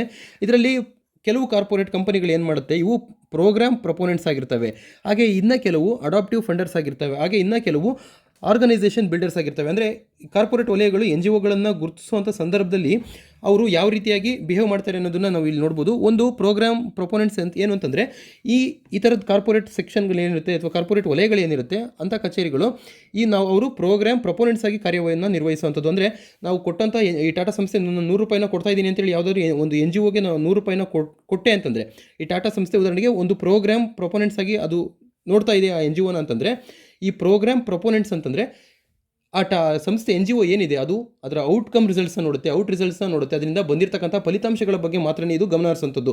ನಾನು ಕೊಟ್ಟಿರೋಂಥ 100 ರೂಪಾಯಿನಲ್ಲಿ ನೀನು ಎಷ್ಟು ಟಾಯ್ಲೆಟ್ ರೂಮ್ಗಳನ್ನು ಕಟ್ಟಿಸಿದೆಯಾ, ಎಷ್ಟು ಬುಕ್ಸ್ಗಳನ್ನು ಕೊಟ್ಟಿದ್ದೀವಿ, ಅಂದರೆ ಟೋಟಲ್ ಆಗಿ ಅವರು ಪ್ರೊಸೀಜರ್ನ ಮಾನಿಟರ್ ಮಾಡ್ದೇನೆ ಕಂಪ್ಲೀಟಾಗಿ ಬರೋವಂಥ ಹೊರಗಡೆ ಏನಿರುತ್ತಲ್ಲ ಔಟ್ಕಮ್ಸ್ ಮೇಲೆ ಇವರು ಕಾನ್ಸಂಟ್ರೇಟ್ನ ಮಾಡೋವಂಥದ್ದನ್ನು ನಾವು ಪ್ರೋಗ್ರಾಮ್ ಪ್ರೊಪೋನೆಂಟ್ಸ್ ಅಂತೇಳಿ ಕರಿತೀವಿ. ಹಾಗೆ ಇನ್ನೊಂದು ಅಡಾಪ್ಟಿವ್ ಫಂಡರ್ಸ್ ಅನ್ನೋದು, ಅವು ಯಾವುದಾದ್ರೂ NGOಗಳಿಗೆ ನೇರವಾಗಿ ದುಡ್ಡನ್ನು ಕೊಟ್ಬಿಡೋದು, ಅವರು ಕೆಲಸಗಳನ್ನು ಮಾಡ್ತಾ ಹೋಗ್ತಿರ್ತಾರಲ್ಲ ಅದರಲ್ಲಿ ಹಂತವಾಗಿ ಪರಿಶೀಲನೆ ಮಾಡುವಂಥದ್ದು ಮಾತ್ರನೇ ಈ ಅಡಾಪ್ಟಿವ್ ಫಂಡರ್ಸ್ ಆಗಿರುತ್ತೆ. ಹಾಗೆ ಇನ್ನೊಂದು ಆರ್ಗನೈಸೇಷನ್ ಬಿಲ್ಡರ್ಸ್ ಅನ್ನೋದು, ಈ ಆರ್ಗನೈಸೇಷನ್ ಈ ಬಿಲ್ಡರ್ಸ್ ಅವರು ಈ ರೀತಿಯಾದಂತಹ ಕಾರ್ಪೊರೇಟ್ ಸಂಸ್ಥೆಗಳು ಏನು ಮಾಡುತ್ತೆ ಅಂತಂದರೆ, ಇವರು NGOಗಳನ್ನು ಕನ್ಸಿಡರ್ ಮಾಡುವಾಗ ಆ NGO ಯಾವ ರೀತಿಯಾಗಿ ಕೆಲಸ ಮಾಡುತ್ತೆ ಅದಕ್ಕೆ ನೇರವಾಗಿ ದುಡ್ಡು ಕೊಟ್ಟು ಸುಮ್ಮನೆ ಕೂರಲ್ಲ, ಔಟ್ಕಮ್ನ ಚೆಕ್ ಮಾಡೋದಕ್ಕೆ ಹೋಗಲ್ಲ, ಮತ್ತು ಹಂತವಾಗಿ ಪ್ರೊಸೀಜರ್ನು ಕೂಡ ಚೆಕ್ ಮಾಡೋದಕ್ಕೆ ಹೋಗಲ್ಲ. ಇವರು ಅದ್ರ ಬದಲಾಗಿ ಏನು ಮಾಡ್ತಾರೆ ಅಂತಂದರೆ, ಪ್ರತಿ ಹಂತದಲ್ಲೂ ಒಂದು ಮಾನಿಟರಿಂಗ್ ವ್ಯವಸ್ಥೆಯನ್ನು ಇಟ್ಟಿರ್ತಾರೆ. ಅದ್ರ ಜೊತೆಯಲ್ಲಿ ಪ್ರತಿ ಹಂತದಲ್ಲೂ ಕೂಡ ಇವರು ಇಂಟರ್ಫಿಯರ್ ಆಗ್ತಾರೆ. ಈ ಹಂತವನ್ನು ಯಾವ ರೀತಿಯಾಗಿ ನಾವು ಸುಧಾರಣೆ ಮಾಡಬೇಕು ಅನ್ನೋದನ್ನು ಆಗಾಗ ಕಾಲಕ್ಕೆ ತಕ್ಕಂತೆ ಇವರು ತಮ್ಮ ಒಂದು ಸಲಹೆ ಸಜೆಷನ್ಗಳನ್ನು ಆ ಸಂಸ್ಥೆಗೆ ಕೊಡ್ತಾ ಇರ್ತಾರೆ. ಅದ್ರ ಮೂಲಕ ಅವರು ಆ ಇಡೀ ವ್ಯವಸ್ಥೆಯನ್ನು, ಇಡೀ NGO ಏನಿದೆ ಆ ಸಂಸ್ಥೆಯನ್ನು ಇವರು ರಿಫಾರ್ಮ್ಸ್ ಮಾಡೋದ ನಿಟ್ಟಿನಲ್ಲಿ ಒಂದು ಕಾರ್ಯವನ್ನು ನಿರ್ವಹಿಸುವಂಥ ವ್ಯವಸ್ಥೆ ಏನಿದೆಯಲ್ಲ, ಇದನ್ನು ನಾವು ಆರ್ಗನೈಸೇಷನ್ ಬಿಲ್ಡರ್ ಅಂತ ಕರಿತೀವಿ. ನಾವು ಅವರು ಕೇವಲವಾಗಿ ಹಣವನ್ನು ಕೊಟ್ಟು ಕೈ ಬಿಡುವಂಥದ್ದಲ್ಲ, ಅವರ ಇಡೀ ಒಂದು ಸಂಘಟನೆಯನ್ನೇ ಬದಲಾಯಿಸುವಂಥದ್ದು, ಅದನ್ನು ಇನ್ನೂ ಸದೃಢಗೊಳಿಸುವಂಥ ವ್ಯವಸ್ಥೆಯನ್ನು ನಾವು ಆರ್ಗನೈಸೇಷನ್ ಬಿಲ್ಡರ್ಸ್ ಆಗಿ ನಾವು ನೋಡ್ಬೋದಾಗಿದೆ. ಹಾಗೆ ಇದರ ಒಂದು ಈ ಆರ್ಗನೈಸೇಷನ್ ಬಿಲ್ಡರಲ್ಲಿ ಒಂದು ಎಕ್ಸಾಂಪಲ್ನ ತೆಗೆದುಕೊಂಡು ಪ್ರಮುಖವಾಗಿ ಹೇಳಿರುವಂಥದ್ದು ಈ ASK ಫೌಂಡೇಶನ್ ಅನ್ನೋ ಒಂದು ಕಂಪನಿ. ಈ ASK ಫೌಂಡೇಶನ್ ಅನ್ನೋ ಒಂದು ಪ್ರತಿಷ್ಠಾನ ಏನಿದೆ ಅದರ ಒಂದು CSR ಆರ್ಮ್ ಅಂತ ಏನಿರುತ್ತಲ್ಲ, ಅವರು ಈ ರೀತಿಯಾದಂಥ ಒಂದು ಅಪ್ರೋಚನ್ನು ಮಾಡ್ತಾ ಇದ್ದಾರೆ. ಅವರು ಕಂಪ್ಲೀಟಾಗಿ ದುಡ್ಡು ಕೊಟ್ಟು ಬಿಡ್ತಾ ಇಲ್ಲ, ಅದ್ರ ಬದಲಾಗಿ ಆರ್ಗನೈಸೇಷನ್ ಬಿಲ್ಡರ್ ಆಗಿ ಅವರು ಅದನ್ನು ಆ ಸಂಸ್ಥೆನ ಅಥವಾ NGOನ ಸದೃಢಗೊಳಿಸ್ತಾ ಇದ್ದಾರೆ. ಇದ್ರ ಮೂಲಕ ಯಾವ ಉದ್ದೇಶಕ್ಕೆ ನಾವು ಹಣವನ್ನು ಕೊಡ್ತೀವಿ ಅನ್ನೋದಿದೆಯಲ್ಲ, ಅದು ಆ ಉದ್ದೇಶಕ್ಕೆ ಸಂಪೂರ್ಣವಾಗಿ ಅದು ಆ ಫಲಾನುಭವಿಯನ್ನು ತಲುಪುವಂಥದ್ದಾಗಿರ್ಬೋದು, ಅಥವಾ NGO ಯಾವ ಉದ್ದೇಶಕ್ಕೆ ಸ್ಥಾಪನೆ ಆಗಿದೆಯಲ್ಲ ಆ ಕಾರ್ಯವನ್ನು ಅದು ಅನುಷ್ಠಾನ ಮಾಡೋದಕ್ಕೆ ಸಹಾಯ ಆಗುತ್ತೆ. ಆ NGO ಜೊತೆಗೆ ಈ ಕಂಪನಿ ಪೂರ್ತಿ ಪ್ರಮಾಣವಾಗಿ ಅದರ ಒಂದು ಬೆನ್ನೆಲುಬಾಗಿದ್ದು ನಿಲ್ಲೋದಕ್ಕೆ ಇಲ್ಲಿ ಅವಕಾಶ ಇದೆ. ಹಾಗೆ CSR ಫಂಡ್ಗಳಲ್ಲಿ ಇರ್ತಕ್ಕಂಥ ಕೊರತೆಯನ್ನು, ಅದರಲ್ಲಿರ್ತಕ್ಕಂಥ ಲೋಪದೋಷಗಳನ್ನು ನೋಡಿ CSR ಲಾ 2021ನಲ್ಲಿ ಕೆಲವು ಅಂಶಗಳನ್ನು ಇನ್ಕ್ಲೂಡ್ ಮಾಡಲಾಗಿದೆ. ಇದರಲ್ಲಿ ಆ ಕಾನೂನುಗಳಲ್ಲಿ ಅದರಲ್ಲಿ ಪೆನಾಲ್ಟಿಗಳನ್ನು ಹೇರಲಾಗಿದೆ. ಅಂದರೆ ಯಾರು ಈ ಥರ ಕಂಪನಿಗಳು CSR ಫಂಡನ್ನು ಖರ್ಚು ಮಾಡದೇ ಇರೋವಂಥದ್ದು ಇರ್ಬೋದು, ಅಥವಾ NGOಗಳು ಈ ರೀತಿಯಾದಂಥ ಹಣವನ್ನು ಪಡೆದು ಅದಕ್ಕೆ ಖರ್ಚು ಮಾಡದೇ ಇರೋವಂಥದ್ದಾಗಿರ್ಬೋದು. ಇಂತಹ ಒಂದು ಯಾರು ನಾನ್ ಕಂಪ್ಲೇನ್ಸ್ ಇರ್ತಾರಲ್ಲ, ಅನುಸರಣೆಗೆ ಒಳಪಡದೇ ಇರತಕ್ಕಂತಹ ಕಂಪನಿಗಳನ್ನು ಒಳಪಡಿಸೋದಕ್ಕೋಸ್ಕರ ಭಾರತ ಸರ್ಕಾರ CSR ಲಾಗೆ ತಿದ್ದುಪಡಿಯನ್ನು ತಂದಿದ್ದು, ಅದರಲ್ಲಿ ಪೆನಾಲ್ಟಿಗಳನ್ನು ಹಾಕುವಂಥದ್ದು ಕೂಡ ಇದೆ. ಆದರೆ ಭಾರತದಲ್ಲಿ ಇರ್ತಕ್ಕಂಥ CSR ಫಂಡರ್ಸ್ ಯಾರಿದ್ದಾರೆ ಅವರೆಲ್ಲರೂ ಕೂಡ ಶೇಕಡ 90% ಅವರೆಲ್ಲರೂ ಕೂಡ ಚಿಕ್ಕ ಸಂಸ್ಥೆಗಳನ್ನು ಹೊಂದಿರತಕ್ಕಂಥದ್ದು ಅಥವಾ ಅನ್ಲಿಸ್ಟೆಡ್ ಕಂಪನೀಸ್ ಆಗಿ ಅವರು ಕಾರ್ಯವನ್ನು ನಿರ್ವಹಿಸ್ತಾ ಇರ್ತಕ್ಕಂಥದ್ದು. ಹಾಗಾಗಿ ಅವರು ಖರ್ಚು ಮಾಡ್ತಾ ಇರ್ತಕ್ಕಂಥದ್ದು ಹಣದ ಪ್ರಮಾಣ ಏನಿದೆಯಲ್ಲ ಅದು 50 ಲಕ್ಷದ ಒಳಗಡೆ ಇರತಕ್ಕಂಥದ್ದು ವಾರ್ಷಿಕವಾಗಿ. ಹಾಗಾಗಿ ಈ ವಾರ್ಷಿಕವಾಗಿ 50 ಲಕ್ಷಗಳಷ್ಟು CSR ಫಂಡನ್ನು ಖರ್ಚು ಮಾಡುವಂಥ ಸಂಸ್ಥೆಗಳಿಗೆ ಈ ಒಂದು ಸಮಿತಿ ಅನ್ನೋದು ಏನಿರುತ್ತಲ್ಲ, CSR ಕಮಿಟಿ ಅನ್ನೋದರ ಒಂದು ರಚನೆ ಅಥವಾ ಅದರ ಅವಶ್ಯಕತೆ ಈ 50 ಲಕ್ಷದ ಒಳಗಡೆ ವ್ಯವಹಾರ ಮಾಡುವಂಥ CSR ಫಂಡನ್ನು 50 ಲಕ್ಷ ಇರುತ್ತಲ್ಲ, ಇಂತಹ ಕಂಪನಿಗಳಿಗೆ ಈ CSR ಕಮಿಟಿಯ ಒಂದು ರಚನೆಯ ಒಂದು ಅವಶ್ಯಕತೆ ಇರೋದಿಲ್ಲ. ಹಾಗಾಗಿ CSR ಕಮಿಟಿ ಇಲ್ಲದೇ ಇರೋದ್ರಿಂದ ಆ ಕಂಪನಿಗಳು ಏನು ಮಾಡುತ್ತೆ, ನೇರವಾಗಿ NGOಗಳಿಗೆ ಹಣವನ್ನು ನೇರವಾಗಿ ಕೊಟ್ಬಿಡ್ತವೆ. ಅದು ಯಾವ ಉದ್ದೇಶಕ್ಕೆ ಕೊಡ್ತಾ ಇದ್ದೀವಿ ಅನ್ನೋದನ್ನು ಸುಮ್ಮನೆ ಫಾರ್ಮಾಲಿಟೀಸ್ಗೋಸ್ಕರ ಮೇಂಟೈನ್ ಮಾಡ್ತಾರೆ. ಅದ್ರ ಬದಲಾಗಿ ಅದಕ್ಕೆ ಒಂದು ಮಾನಿಟರಿಂಗ್ ವ್ಯವಸ್ಥೆ ಇರೋದಂಥದ್ದಾಗಲಿ, ಅದ್ರ ಬಗ್ಗೆ ಯಾವ ರೀತಿಯಾಗಿ ನಾವು ಸ್ಟ್ರಕ್ಚರಲ್ ಆಗಿ ಅವ್ರನ್ನ ರಿಫಾರ್ಮ್ಸ್ ಮಾಡಬೇಕಾಗುತ್ತೆ ಅನ್ನೋದ್ರ ಬಗ್ಗೆ ಇಲ್ಲಿ ತಲೆ ಕೆಡಿಸ್ಕೊಳ್ಳಲ್ಲ. ಅದನ್ನು ಪ್ರಮುಖವಾಗಿ ಆರ್ಗನೈಸೇಷನ್ ಬಿಲ್ಡರ್ಸ್ ಆಗಿ ಇವರು ಅವರನ್ನು ಪರಿವರ್ತನೆ ಮಾಡೋದಕ್ಕೆ ಹೋಗೋದೇ ಇಲ್ಲ. ಹಾಗಾಗಿ ಕೊಟ್ಟಂಥ ಹಣ ಇಲ್ಲಿ ಸಂಪೂರ್ಣವಾಗಿ ಅದು ಯಾವ ಉದ್ದೇಶಕ್ಕೆ ಕೊಟ್ಟಿರ್ತಾರೆ ಹಣ ಅದು ತಲುಪದೇನೇ ಇರ್ಬೋದು, ಅಥವಾ ಆ ಉದ್ದೇಶದಲ್ಲಿ ಅದು ವಿಫಲನೂ ಕೂಡ ಆಗ್ಬೋದಾಗುತ್ತೆ, ಮತ್ತು ಸಂಪೂರ್ಣವಾಗಿ ಸಮರ್ಪಕವಾಗಿ ತಲುಪದೇ ಇರೋದು ಕೂಡ ಆಗುತ್ತೆ. ಈ ಹಿನ್ನೆಲೆಯಲ್ಲಿ ಈ CSR ಫಂಡನ್ನು ಸಮರ್ಪಕವಾಗಿ ಬಳಸಬೇಕು ಅನ್ನೋದಾದರೆ ಹಲವಾರು ಹೊಸ ರೂಲ್ಸ್ಗಳನ್ನು ತರಬೇಕಾಗುತ್ತೆ. ಅದರಲ್ಲಿ ಪ್ರಮುಖವಾಗಿ ಈಗ ASK ಫೌಂಡೇಶನ್ ಅವರು ಮಾಡಿರೋ ರೀತಿಯಲ್ಲಿ ಏನು ಸ್ಟ್ರಕ್ಚರಲ್ಲಿ ರಿಫಾರ್ಮ್ಸ್ ಮಾಡೋ ಥರದಲ್ಲಿ NGO ಜೊತೆ ಸಂಪೂರ್ಣವಾಗಿ ಬೆಂಬಲಕ್ಕೆ ನಿಲ್ಲುವಂಥ ಒಂದು ಇವರೇ ASK ಫೌಂಡೇಶನ್ ಅವರೇ ಸ್ವಯಂ ಪ್ರೇರಿತರಾಗಿ ಮಾಡ್ತಾ ಇರ್ತಕ್ಕಂಥ ಈ ವಿಧಾನಗಳನ್ನು ನಾವು ಕೂಡ ಭಾರತ ಸರ್ಕಾರ ಇರ್ಬೋದು ಅಥವಾ ರಾಜ್ಯ ಸರ್ಕಾರಗಳು ಇವೆಲ್ಲವೂ ಕೂಡ ಈ ಮಾದರಿಯನ್ನು ಅನುಸರಿಸಬೇಕು. ಅದ್ರ ಜೊತೆಯಲ್ಲಿ ಈ ASK ಫೌಂಡೇಶನ್ ಮಾಡಿರೋ ರೀತಿಯಲ್ಲಿ ಯಾವ ರೀತಿ ಇದೆ ಅಂತಂದರೆ ಮಲ್ಟಿ ಇಯರ್ ಗ್ರ್ಯಾಂಟ್ ಮೇಕಿಂಗ್ ಅಪ್ರೋಚ್ನ ಮಾಡ್ತಾ ಇರ್ತಕ್ಕಂಥದ್ದು. ಅದರಲ್ಲಿ 20% ಸಪೋರ್ಟ್ ಹಣ ಏನಿದೆ ಅದನ್ನು ಇಂಡೈರೆಕ್ಟ್ ಕಾಸ್ಟ್ ಆಗಿ ಇದನ್ನು ಕನ್ಸಿಡರ್ ಮಾಡ್ತಾ ಇದ್ದಾರೆ. ಅಂದರೆ ಅವರ ಅಡ್ಮಿನಿಸ್ಟ್ರೇಷನ್ ಪ್ರೊಸೆಸ್ಗೋಸ್ಕರನೇ ಈ 20% ಬಳಸೋದಕ್ಕೆ ಅವರಿಗೆ ಅವಕಾಶ ಮಾಡಿಕೊಟ್ಟಿರುವಂಥದ್ದು. ಹಾಗಾಗಿ ಈ CSR ಫಂಡ್ಗಳನ್ನು ಬಳಸುವಂಥ NGOಗಳ ಮೇಲೂ ಕೂಡ ಅಷ್ಟೇ ಸಾಮಾಜಿಕ ಜವಾಬ್ದಾರಿ ಇರಬೇಕು. ಹಾಗೆ ಕಂಪನಿಗಳು ಏನು ಹಣವನ್ನು ಬಿಡುಗಡೆ ಮಾಡುತ್ತಲ್ಲ, ಇದು ಕೇವಲವಾಗಿ NGOಗಳಿಗೆ ನಾನು ಕೊಟ್ಟ ತಕ್ಷಣ ನನ್ನ ಎಲ್ಲ ಜವಾಬ್ದಾರಿಗಳು ಮುಗೀತು ಅನ್ನೋ ಒಂದು ಅದರಿಂದ ಹೊರಗೆ ಬರಬೇಕು. ಆ ಮನಸ್ಥಿತಿಯಿಂದ ಹೊರಗೆ ಬಂದು ನಾವು ಸಮಾಜಕ್ಕೋಸ್ಕರ ಇರಬೇಕು, ಸಮಾಜದಿಂದಲೇ ನಾವು ಲಾಭಗಳನ್ನು ಮಾಡ್ತಾಯಿದ್ದೀವಿ, ಸಮಾಜದ ಜೊತೆಗೆ ನಮ್ಮ ನಿತ್ಯ ವ್ಯವಹಾರದಲ್ಲೂ ನಮ್ಮ ಸಾಮಾಜಿಕ ಜವಾಬ್ದಾರಿಗಳನ್ನು ನಾವಿಬ್ಬರೂ ಕೂಡ ನಿಭಾಯಿಸಬೇಕು ಅಂತೇಳಿ NGO ಇರ್ಬೋದು ಮತ್ತು ಕಾರ್ಪೊರೇಟ್ ಸೆಕ್ಟರ್ಗಳಿರ್ಬೋದು ಇವೆರಡೂ ಕೂಡ ಸಮನ್ವಯತೆಯನ್ನು ಸಾಧಿಸಬೇಕು. ಅದ್ರ ಮೂಲಕ ಹಣ ಏನು ಆ ಉದ್ದೇಶಕ್ಕೆ ಬಿಡುಗಡೆ ಆಗುವಂಥದ್ದಿದೆ ಆ ಉದ್ದೇಶಕ್ಕೆ ಬಳಸುವಂಥ ಹಣ ಸಂಪೂರ್ಣವಾಗಿ ಯಶಸ್ವಿಯಾಗೋದಕ್ಕೆ ಸಾಧ್ಯ ಆಗುತ್ತೆ.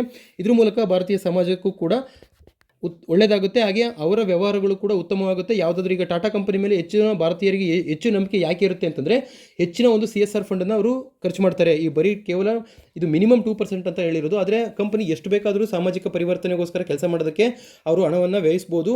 ಹಾಗೆ ಅವ್ರಿಗೆ ಇದರಿಂದ ಟ್ಯಾಕ್ಸ್ ಎಕ್ಸಂಪ್ಷನ್ ಕೂಡ ಸಿಗುತ್ತೆ ಇದರಿಂದ. ಹಾಗಾಗಿ ಹೆಚ್ಚು ಹಣವನ್ನು ಸಾಮಾಜಿಕ ಪರಿವರ್ತನೆಗೆ ಖರ್ಚು ಮಾಡುವಂಥ ಕಂಪನಿಗಳ ಮೇಲೆ ಸಾರ್ವಜನಿಕರಿಗೆ ಒಂದು ಗೌರವ ಬರುತ್ತೆ. ಹಾಗೆ ಆ ಪ್ರಾಡಕ್ಟ್ಗಳನ್ನು ಅವರು ಇಷ್ಟಪಡ್ತಾರೆ. ಅದ್ರ ಜೊತೆಗೆ ಅವರ ಒಂದು ಅವಿನಾಭಾವ ಸಂಬಂಧ ಉಂಟಾಗೋದಕ್ಕೆ ಇಲ್ಲಿ ಸಾಧ್ಯ ಆಗುತ್ತೆ. ಹಾಗೆ ಇನ್ನೊಂದು ಸಂಪಾದಕೀಯ ವಿಚಾರ ideology model inflation control in India. ಸ್ನೇಹಿತರೆ, ನಾವು ಯಾವುದೇ ದೇಶದಲ್ಲಿ ಇರ್ತಕ್ಕಂಥ ಒಂದು ಆಡಳಿತ ವ್ಯವಸ್ಥೆಯ ಸಿದ್ಧಾಂತಗಳಿಗೆ ಅನುಗುಣವಾಗಿ ಆ ದೇಶದ ಒಂದು ಹಣದುಬ್ಬರದ ವ್ಯವಸ್ಥೆ ನಿಂತಿರುವಂಥದ್ದು. ನಾವು ಉದಾಹರಣೆಗೆ 1929ನೇ ಇಸ್ವಿಲಿ ನೋಡೋದಾದರೆ ಅಮೆರಿಕ ರೆಸಿಷನ್ಗೆ ಹೋಗುತ್ತೆ. ಅಂಥ ಟೈಮಲ್ಲಿ ಮಾರ್ಕೆಟ್ ಕಂಟ್ರೋಲನ್ನು ಅಂದರೆ ಸಂಪೂರ್ಣವಾಗಿ ಆರ್ಥಿಕ ವ್ಯವಸ್ಥೆಯನ್ನು ನಿಯಂತ್ರಣ ಮಾಡುವಂಥದ್ದನ್ನು ಮಾರುಕಟ್ಟೆಗೆ ಬಿಟ್ಟಿರ್ತಾರೆ. ಇಲ್ಲಿ ಯಾವುದೇ ರೀತಿಯಾದಂಥ ಸರ್ಕಾರದ ಹಸ್ತಕ್ಷೇಪಗಳು ಇರೋದಿಲ್ಲ ಅಲ್ಲಿ. ಯಾಕೆಂದರೆ ಅದು ಕ್ಯಾಪಿಟಲಿಸಮ್ ಜಾಸ್ತಿ ಇರೋದ್ರಿಂದ, ಕ್ಯಾಪಿಟಲಿಸ್ಟ್ ಐಡಿಯಾಲಜಿ ಇದ್ದಿದ್ದರಿಂದ ಮಾರ್ಕೆಟ್ ಫೋರ್ಸ್ನೇ ಅಲ್ಲಿ ಎಲ್ಲವನ್ನು ನಿಯಂತ್ರಣ ಮಾಡುವಂಥದ್ದಕ್ಕೆ ಅವರು ಅವಕಾಶ ಮಾಡಿಕೊಟ್ಟಿರ್ತಾರೆ 1929 ಆದ ನಂತರ. ಅದಾದಮೇಲೆ 1960 ಆ ಟೈಮ್ ಅಷ್ಟೊತ್ತಿಗೆ ಒಂದು ಕಿನೇಸಿಯನ್ ಮಾಡೆಲ್ ಅನ್ನೋದೊಂದು ಬರುತ್ತೆ. ಅದರಲ್ಲಿ ಪ್ರಮುಖವಾಗಿ ಕಿನೇಸಿಯನ್ ಅನ್ನೋನು ಏನು ಹೇಳ್ತಾನೆ, ಸರ್ಕಾರನೇ ಸಂಪೂರ್ಣವಾಗಿ ಎಲ್ಲವನ್ನು ಮಾರುಕಟ್ಟೆಗೆ ನಿಯಂತ್ರಣ ಮಾಡೋದಕ್ಕೆ ಬಿಟ್ಬಿಟ್ರೆ ಅವರು ಆಡಳಿತ ವರ್ಗದಲ್ಲಿರ್ಬೋದು, ಬಂಡವಾಳಶಾಹಿಗಳಿರ್ಬೋದು, ಅವರು ಲಾಭದ ಉದ್ದೇಶಕ್ಕೋಸ್ಕರ ಈ ವ್ಯವಸ್ಥೆಯನ್ನು ಅವರು ಬುಡಮೇಲು ಮಾಡುವಂಥ ಚಾನ್ಸಸ್ ಇರುತ್ತೆ. ಹಾಗಾಗಿ ಸರ್ಕಾರ ಆಗಾಗ ಇಂಟರ್ವ್ಯೂನ್ ಆಗಬೇಕು. ಅದರ ಜೊತೆಯಲ್ಲಿ ಸಾರ್ವಜನಿಕರ ಅವರ ಒಂದು ಕಲ್ಯಾಣ ಅಭಿವೃದ್ಧಿಗೋಸ್ಕರ ಹೆಚ್ಚಿನದಾದಂಥ ಒಂದು ಬಂಡವಾಳವನ್ನು ಸರ್ಕಾರವೇ ಹೂಡಬೇಕು. ಅದರ ಮೂಲಕ ಜನರ ಒಂದು ಕಲ್ಯಾಣ ಅಭಿವೃದ್ಧಿಗೆ ಸಹಾಯಕ ಆಗೋ ರೀತಿಯಲ್ಲಿ ಸರ್ಕಾರನೇ ಇದಕ್ಕೆ ಬೆನ್ನೆಲುಬಾಗಿ ನಿಲ್ಲಬೇಕು ಅನ್ನೋದನ್ನು ಈ ಕಿನೇಷಿಯನ್ ಮಾಡೆಲಲ್ಲಿ ಹೇಳಿರುವಂಥದ್ದು. ಸರ್ಕಾರ ಹೆಚ್ಚಿನದಾಗಿ ಖರ್ಚು ಮಾಡೋಕ್ಕೆ ಶುರು ಮಾಡ್ತು ಅಂತಂದರೆ ಅದರಿಂದ ಸಾರ್ವಜನಿಕರಿಗೆ ಹೆಚ್ಚಿನದಾದಂಥ ಹಣ ಸಿಗುತ್ತೆ. ಅಂದರೆ ನೇರವಾಗಿ ಅಲ್ಲದೆ ಕೆಲಸಗಳನ್ನು ಸೃಷ್ಟಿ ಮಾಡೋದಂಥದ್ದಿರ್ಬೋದು, ಇನ್ಫ್ರಾಸ್ಟ್ರಕ್ಚರ್ನ ಡೆವಲಪ್ ಮಾಡೋವಂಥದ್ದಿರ್ಬೋದು, ಸಬ್ಸಿಡಿಗಳ ರೂಪದಲ್ಲಿ ಕೊಡುವಂಥದ್ದಿರ್ಬೋದು, ಇಂತಹ ಎಲ್ಲ ವ್ಯವಸ್ಥೆಗಳ ಪರಿಣಾಮದಿಂದಾಗಿ ಸಾರ್ವಜನಿಕರಿಗೆ ಹೆಚ್ಚಿನದಾಗಿ ಸರ್ಕಾರದ ವತಿಯಿಂದ ಹಣ ಸುಲಭವಾಗಿ ಕೈ ಸೇರುತ್ತೆ. ಇದರಿಂದ ಅವರ ಆರ್ಥಿಕ ಚಟುವಟಿಕೆಯಲ್ಲಿ ವೇಗವನ್ನು ಪಡೆಯುವಂಥದ್ದಾಗುತ್ತೆ. ಇಂಥದ್ರಿಂದ ಅವು ಮತ್ತೆ ಆರ್ಥಿಕತೆಯ ಚಕ್ರ ಉರುಳೋದಕ್ಕೆ ಸಾಧ್ಯ ಆಗುತ್ತೆ. ಇದರಿಂದ GDP ಇರ್ಬೋದು, ಎಂಪ್ಲಾಯ್ಮೆಂಟ್ ಇರ್ಬೋದು, ಇವೆಲ್ಲವೂ ಕೂಡ ಜನರೇಟ್ ಆಗೋಕ್ಕೆ ಸಾಧ್ಯ ಅಂತೇಳಿ ಈ ಕಿನೇಷಿಯನ್ ಮಾಡೆಲಲ್ಲಿ ಹೇಳಿರುವಂಥದ್ದು. ಹಾಗೆ ಈ ಆರ್ಟಿಕಲ್ನ ಕಂಟೆಕ್ಸ್ಟಲ್ಲಿ ಹೇಳೋದಾದರೆ, ನಾವು ಈ RBI ಹೇಳಿರೋ ಪ್ರಕಾರವಾಗಿ ಇನ್ಫ್ಲೇಷನ್ ಹಣದುಬ್ಬರ ಪ್ರಮಾಣ ಏನಿದೆ ಅದು ಮುಂದೆ 4%ಗೆ ಬರುತ್ತೆ. ಮುಂದಿನ 24 ತಿಂಗಳುಗಳಲ್ಲಿ ಇದು 4% ಅಷ್ಟೊತ್ತಿಗೆ ಬರುತ್ತೆ ಅಂತ ಹೇಳಿದ್ದಾರೆ. ನಾವು ಹಿಂದೆ ನೋಡಿರೋ ಪ್ರಕಾರವಾಗಿ ಮಾನಿಟರಿ ಪಾಲಿಸಿಯಲ್ಲಿ RBI ಹೇಳಿರೋ ಪ್ರಕಾರವಾಗಿ ನಮ್ಮ ಇನ್ಫ್ಲೇಷನ್ ಎಲ್ತಿ ಇದು ಅಂತಂದರೆ ಉರ್ಜಿತ್ ಪಟೇಲ್ ಕಮಿಟಿ ಹೇಳಿರೋ ರೀತಿಯಲ್ಲಿ 4% +or-2 ಇರಬೇಕು.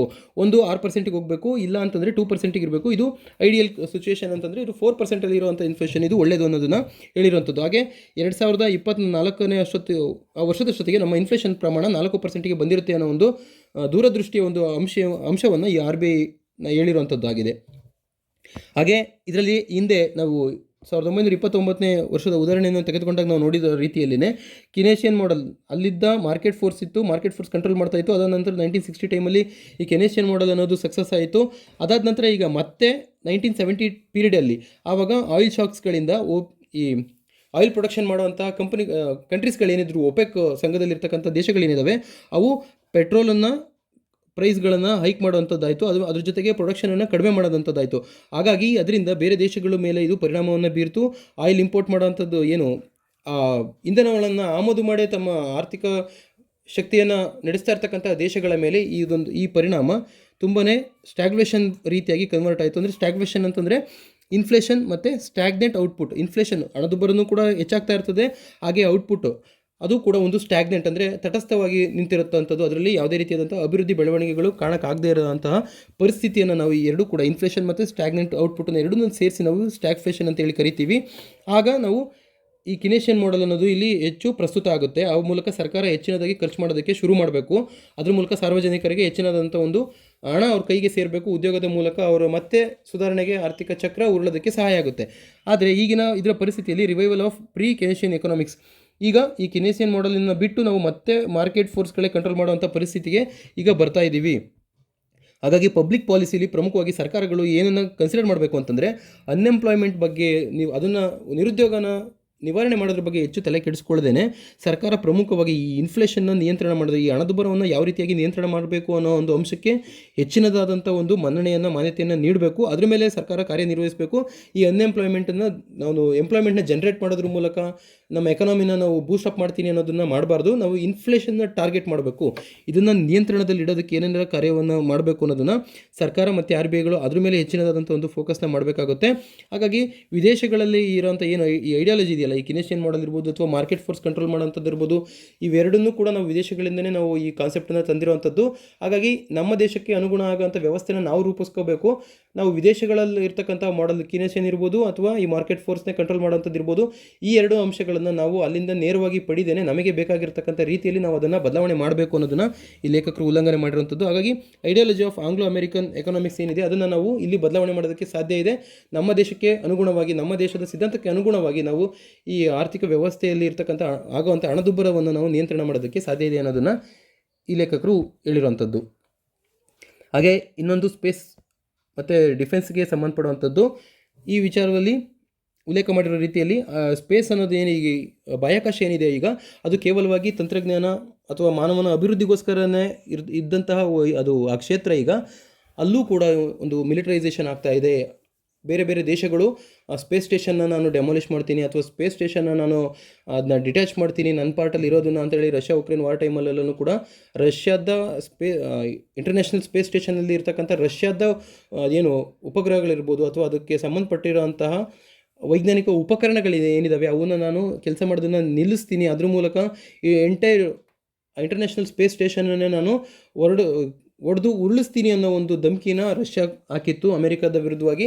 ಹಾಗಾಗಿ ಇಂದು ಬಾಹ್ಯಾಕಾಶ ಅನ್ನೋದು ಕೇವಲವಾಗಿ ಬರೀ ನಾವು ನೆಲದ ಮೇಲೆ ಅಥವಾ ನೀರಿನ ಮೇಲೆ ಬೆಟ್ಟಗುಡ್ಡಗಳ ಮೇಲೆ ಶತ್ರುಗಳನ್ನು ಎದುರಿಸಬೇಕು, ನಾವು ಜಲಗಡಿಲ ಅಥವಾ ವಾಯುಗಡಿಯ ಮೂಲಕನೋ ನಾವು ಅದರ ಮೂಲಕವಾಗಿ ಶತ್ರುಗಳನ್ನು ಯುದ್ಧ ಮಾಡಬೇಕು ಅನ್ನೋದಿಲ್ಲ. ಈಗ ಈ ಯುದ್ಧದ ಹಂತ ಯಾವ ರೀತಿ ತಲುಪಿದೆ ಅಂತಂದರೆ ಈಗ ಬಾಹ್ಯಾಕಾಶಕ್ಕೂ ಇದು ತನ್ನ ನೆಲೆಯನ್ನು ವಿಸ್ತರಿಸ್ಕೊಂಡಿದೆ. ಹಾಗಾಗಿ ಬಾಹ್ಯಾಕಾಶದ ಮೇಲೂ ಕೂಡ ಒಂದು ನಿಯಂತ್ರಣವನ್ನು ಪಡಿಬೇಕು ಅನ್ನೋದು ಹಲವಾರು ಮುಂದುವರೆದಂಥ ದೇಶಗಳ ಒಂದು ಪ್ರಯತ್ನದ ಫಲವಾಗಿ ಅಮೆರಿಕ ಈಗ ಆಲ್ರೆಡಿ ಒಂದು ಸ್ಪೇಸ್ ಫೋರ್ಸನ್ನು 2019 ಕ್ರಿಯೇಟ್ ಮಾಡಿದೆ. ಹಾಗೆ ಬೇರೆ ದೇಶಗಳು ಕೂಡ ರಷ್ಯಾ ಇರ್ಬೋದು, ಭಾರತನೂ ಕೂಡ ಇದರಲ್ಲಿ ಮುಂದುವರೆದು ನಾವು 2019 ಎ ಸ್ಯಾಟ್ ಅನ್ನೋ ಒಂದು ಪ್ರಯೋಗನ ಮಾಡಿದ್ವಿ. ಅಂದರೆ ಮಿಷನ್ ಶಕ್ತಿ ಅನ್ನೋ ಹೆಸರು ಕೆಳಗಡೆ ಆ್ಯಂಟಿ ಸ್ಯಾಟಲೈಟ್ ಮಿಸೈಲ್ ಟೆಸ್ಟ್ ಅನ್ನೋದನ್ನು ಮಾಡಿದ್ವಿ. ಇದ್ರ ಮೂಲಕವಾಗಿ ನಾವು ಅಂತರಿಕ್ಷದಲ್ಲಿ ಇರತಕ್ಕಂತಹ ಸ್ಯಾಟಲೈಟ್ಗಳು, ಅಂದರೆ ನಮ್ಮ ವೈರಿ ರಾಷ್ಟ್ರಗಳ ಸ್ಯಾಟಲೈಟ್ ಇರ್ಬೋದು ಅಥವಾ ನಮ್ಮದೇ ದೇಶದ ಸ್ಯಾಟಲೈಟ್ಗಳು ಕಾರ್ಯಾಚರಣೆಯನ್ನು ನಿರ್ವಹಿಸದೇ ಇರತಕ್ಕಂತಹ ಕೆಟ್ಟೋಗಿರ್ತಕ್ಕಂಥ ಉಪಗ್ರಹಗಳು ಏನಿದ್ದಾವೆ ಅದನ್ನು ಇಲ್ಲಿಂದನೇ ಅವನ್ನ ಬ್ಲಾಸ್ಟ್ ಮಾಡುವಂಥದ್ದು, ಇಲ್ಲಿಂದನೇ ಅದನ್ನು ರಾಕೆಟನ್ನು ಆರಿಸಿ ಅವೆರಡಕ್ಕೂ ಕೊಲೈಡ್ ಮಾಡಿ ಅದನ್ನು ಬ್ಲಾಸ್ಟ್ ಮಾಡುವಂಥದ್ದನ್ನು ಮಾಡಿದ್ವಿ. ಇದಕ್ಕೆ ವಿರುದ್ಧವಾಗಿ ಅಮೆರಿಕ ಈ ನಡೆಯನ್ನು ಖಂಡಿಸಿತ್ತು ಮತ್ತು ಜಾಗತಿಕವಾಗಿ ಯುರೋಪಿಯನ್ ಯೂನಿಯನ್ ಕೂಡ ಇದನ್ನು ಭಾರತದ ಈ ನಡೆಯನ್ನು ವಿರೋಧಿಸಿತು. ಕಾರಣ ಏನು ಅಂತಂದರೆ, ನೀವು ಈ ರೀತಿಯಾದಂಥ ಸ್ಪೇಸಲ್ಲಿ ಈ ಥರದ ಒಂದು ಡಿಸ್ಟ್ರಕ್ಷನ್ ಆ್ಯಕ್ಟಿವಿಟಿಗಳನ್ನು ಮಾಡೋದ್ರಿಂದ ಸ್ಪೇಸ್ ಜಂಕ್ಗಳು ಜಾಸ್ತಿ ಆಗುತ್ತೆ, ಅದ್ರ ಮೂಲಕ ಬೇರೆ ದೇಶಗಳ ಸ್ಯಾಟಲೈಟ್ ಇರ್ಬೋದು ಆ ಸ್ಪೇಸ್ ಪ್ರೋಗ್ರಾಮ್ಗಳಿಗೆ ಧಕ್ಕೆ ಆಗುತ್ತೆ ಅಂತೇಳಿ ಭಾರತದ ವಿರುದ್ಧವಾಗಿ ಇವೆಲ್ಲವೂ ಕೂಡ ಮಾತಾಡಿದ್ವು. ಆದರೆ ಈ ಸಾಧನೆಯನ್ನು ಮಾಡಿರ್ತಕ್ಕಂಥ ಕೆಲವೇ 6 ರಾಷ್ಟ್ರಗಳಲ್ಲಿ ಭಾರತನೂ ಕೂಡ ಒಂದಾಗಿತ್ತು. ಈಗ ಅದರ ಮುಂದುವರಿದ ಭಾಗ ಆಗಿ ಅಮೆರಿಕ ಈಗ ಭಾರತಕ್ಕೆ ಹತ್ತಿರ ಆಗುವಂಥ ನಿಟ್ಟಿನಲ್ಲಿ, ಚೈನಾವನ್ನು ಎದುರಿಸುವಂಥ ನಿಟ್ಟಿನಲ್ಲಿ, ರಷ್ಯಾವನ್ನು ಎದುರಿಸುವಂತಹ ನಿಟ್ಟಿನಲ್ಲಿ ಅಮೆರಿಕ ಭಾರತಕ್ಕೆ ಈಗ ತುಂಬಾ ಹತ್ತಿರ ಆಗ್ತಾ ಇದೆ. ಅದರಲ್ಲೂ ಸ್ಪೆಷಲಿ ಸ್ಪೇಸ್ ಮಿಲಿಟರೈಸೇಷನ್ ಮಾಡುವಂತಹ ನಿಟ್ಟಿನಲ್ಲಿ ಭಾರತ ಮತ್ತು ಅಮೆರಿಕ ಎರಡೂ ಕೂಡ ಹತ್ತಿರ ಬರ್ತಾ ಇದ್ದಾವೆ. ಅದರ ಭಾಗವಾಗಿ ಅಂದರೆ 2019 ಇಂಡಿಯಾ ಸ್ಪೇಸ್ ಎಕ್ಸ್ ಅನ್ನೋದನ್ನು ಕೂಡ ಲಾಂಚ್ ಮಾಡಿತ್ತು.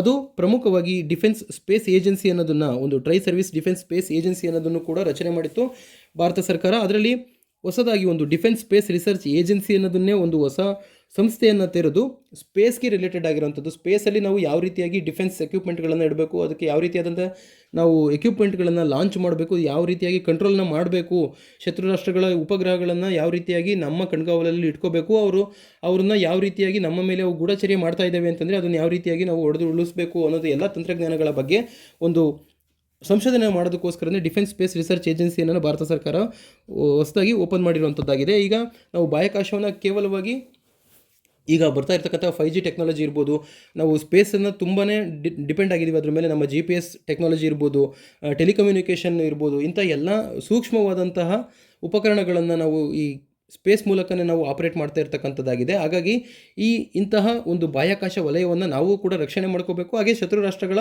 ನಮ್ಮ ಮೇಲೆ ಗೂಢಾಚರಣೆಗೆ ಬಂದಂಥ ಸಂದರ್ಭದಲ್ಲಿ ನಾವು ಕೂಡ ಅವರನ್ನು ಎದುರಿಸೋದಕ್ಕೋಸ್ಕರ ಬಾಹ್ಯಾಕಾಶದಲ್ಲಿ ನಾವು ಕೂಡ ಸಬಲರಾಗಿರಬೇಕು. ಅವರಿಗೆ ತಕ್ಕನಾದ ರೀತಿಯಲ್ಲಿ ನಾವು ಕೂಡ ಪ್ರತಿಕ್ರಿಯೆಯನ್ನು ಕೊಡಬೇಕಾಗಿರೋದು ಇಲ್ಲಿ ಅವಶ್ಯಕವಾಗುತ್ತೆ. ಹಾಗಾಗಿ ಇಂತಹ ತಂತ್ರಜ್ಞಾನವನ್ನು ಕೇವಲ ಒಂದೇ ದೇಶ ಸ್ವದೇಶಿಯಾಗಿ ನಿರ್ಮಿಸಬೇಕು ಅಂದರೆ ತುಂಬ ಕಾಲಾವಧಿಯನ್ನು ತೆಗೆದುಕೊಳ್ಳುವಂಥದ್ದು ಕೂಡ ಆಗುತ್ತೆ. ಹಾಗಾಗಿ ನಾವು ಈ ಟೆಕ್ನಾಲಜಿಲಿ ಆಲ್ರೆಡಿ ಮುಂದುವರೆದಂತಹ ಅಮೆರಿಕ ರಾಷ್ಟ್ರಗಳನ್ನು ಇಂಥವ್ರನ್ನ ನಾವು ನಮ್ಮ ಒಂದು ಜಂಟಿಯ ಸಹಯೋಗದಲ್ಲಿ ಹೊಸ ತಂತ್ರಜ್ಞಾನವನ್ನು ಅಭಿವೃದ್ಧಿಪಡಿಸೋದಕ್ಕೋಸ್ಕರನೇ ಅಮೆರಿಕ ಮತ್ತು ಭಾರತ ಎರಡೂ ಸೇರಿ defence technology and trade initiative ಅನ್ನೋದನ್ನು ಕೂಡ ಇಲ್ಲಿ ರಚನೆ ಮಾಡಿದ್ದಾವೆ. ಇದ್ರ ಮೂಲಕ ಇಂತಹ ಒಂದು ಏನು ಕಾರ್ಯಕ್ರಮಗಳಿದ್ದಾವೆ ಭಾರತ ಮತ್ತು ಅಮೆರಿಕದ ನಡುವೆ ನಡೆಯುವಂಥ ಸ್ಪೇಸ್ ಸಂಬಂಧಪಡುವಂಥದ್ದು, ಅದರಲ್ಲೂ ಡಿಫೆನ್ಸ್ಗೆ ಸಂಬಂಧಪಡುವಂಥದ್ದು, ಇವು ಭಾರತದ ಮತ್ತು ಅಮೆರಿಕದ ಜೊತೆ ಈಗಾಗಲೇ ಒಕ್ಕೂಟ ಸ್ಥಾಪನೆಯಾಗಿರ್ತಕ್ಕಂಥ ಕ್ವಾಡ್ ಏನಿದೆ ಇದಕ್ಕೂ ಕೂಡ ಲಾಭವನ್ನು ತಂದುಕೊಡುತ್ತೆ. ಹಾಗೆ ಚೈನಾವನ್ನು ನಾವು ಎದುರಿಸಬೇಕು ಅಂತ ಇರ್ತಕ್ಕಂಥ ಒಂದು ನಮ್ಮ ನಡೆ ಏನಿದೆ ಇದಕ್ಕೆ ಇಂತಹ ಒಂದು ಅಮೆರಿಕ ಮತ್ತು ಭಾರತ ಒಂದಾಗುವಂಥದ್ದು ಏನಿದೆ ಇವೆಲ್ಲವೂ ಕೂಡ ಆಸರೆಯಾಗಿ ನಿಲ್ಲುವಂಥ ಉಪಕ್ರಮಗಳನ್ನು ನಾವು ಕನ್ಸಿಡರ್ ಮಾಡ್ಬೋದು. ಹಾಗೆ ಎರಡೂ ರಾಷ್ಟ್ರಗಳು ಕೂಡ ಇಂತಹ ಒಂದು ಎಸ್ಯಾಟ್ ಟೆಕ್ನಾಲಜಿಲಿ ಅಂದರೆ ಮಿಸೈಲ್ ಟೆಸ್ಟ್ ಆ್ಯಂಟಿ ಸ್ಯಾಟಲೈಟ್ ಮಿಸೈಲ್ ಟೆಸ್ಟನ್ನು ಏನು ಮಾಡಿದ್ವಿ, ಎರಡರಲ್ಲೂ ಕೂಡ ಭಾರತನೂ ಸಾಧನೆ ಮಾಡಿದೆ, ಹಾಗೆ ಅಮೆರಿಕನೂ ಕೂಡ ಸಾಧನೆಯನ್ನು ಮಾಡಿರುವಂಥದ್ದು. ಎರಡೂ ಸಾಧನೆ ಮಾಡಿರೋಂಥ ರಾಷ್ಟ್ರಗಳಾಗಿರೋದ್ರಿಂದ ಇಲ್ಲಿ ಎರಡಕ್ಕೂ ಕೂಡ ವಿನ್ ವಿನ್ ಸಿಚುವೇಷನ್ ಅಂತೇಳಿ ನಾವು ನೋಡ್ಬೋದಾಗುತ್ತೆ. ಆ ಟೆಕ್ನಾಲಜಿ ಟ್ರಾನ್ಸ್ಫರ್ ಮಾಡೋದಕ್ಕೆ ಈಸಿ ಆಗುತ್ತೆ. ಹಾಗೆ ಇದರಲ್ಲಿರ್ತಕ್ಕಂಥ ನೆಗೆಟಿವ್ ಪಾಯಿಂಟ್ಸ್ಗಳನ್ನು ನೋಡೋದಾದರೆ ಇದನ್ನು ಯಾವ ರೀತಿಯಾಗಿ ಜಗತ್ತು ನೋಡುತ್ತೆ, ಪ್ರಮುಖವಾಗಿ ನಮ್ಮ ಈಸ್ಟರ್ನ್ ನೈಬರ್ಸ್ ಚೈನಾ ಇರ್ಬೋದು, ಇದನ್ನು ತನ್ನ ಮೇಲಿನ ದಾಳಿ ಅಂತೇಳಿ ಅದು ಪ್ರತಿಬಿಂಬಿಸುತ್ತೆ, ಅಥವಾ ತನ್ನ ಒಂದು ವಿಸ್ತರಣಾ ನೀತಿಯನ್ನು ಇವರು ತಡೆ ಹಾಕೋದಕ್ಕೆ ಅಮೆರಿಕ ಭಾರತವನ್ನು ಬಳಕೆ ಮಾಡ್ಕೊಳ್ತಾ ಇದೆ ಅಂತ ಇಲ್ಲಿ ಚೈನಾ ಪರಿಗಣಿಸೋ ಸಾಧ್ಯತೆ ಇದೆ. ಹಾಗೆ ಇದ್ರ ಮೂಲಕವಾಗಿ ಆನ್ಗೋಯಿಂಗ್ ಕೋರ್ ಕಮಾಂಡರ್ಸ್ ಡೈಲಾಗಿನ ಲಡಾಖಲ್ಲಿ ಚೈನಾ ಮತ್ತು ನಮಗೂ ಡೋಕ್ಲಾಮ್ ಸ್ಟ್ಯಾಂಡ್ ಆಫ್ಗಳಲ್ಲೆಲ್ಲ ನೋಡಿದ್ದೀವಿ.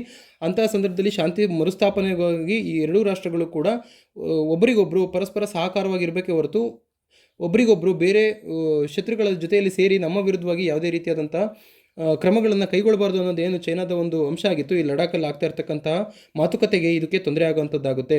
ಹಾಗೆ ನಾವು ಅಮೆರಿಕವನ್ನು ಸುಲಭವಾಗಿ ಯಾವುದೇ ಇದಕ್ಕೆ ಸಡನ್ನಾಗಿ ಅದನ್ನು ಸಂಪೂರ್ಣವಾಗಿ ನಂಬೋದಕ್ಕೆ ಸಾಧ್ಯ ಇಲ್ಲ. ಇದನ್ನು ನಾವು 1962 ಚೈನಾ ವಾರಲ್ಲೂ ನೋಡಿದ್ದೀವಿ, ಪಾಕಿಸ್ತಾನ ವಾರಲ್ಲೂ ನೋಡಿದ್ದೀವಿ.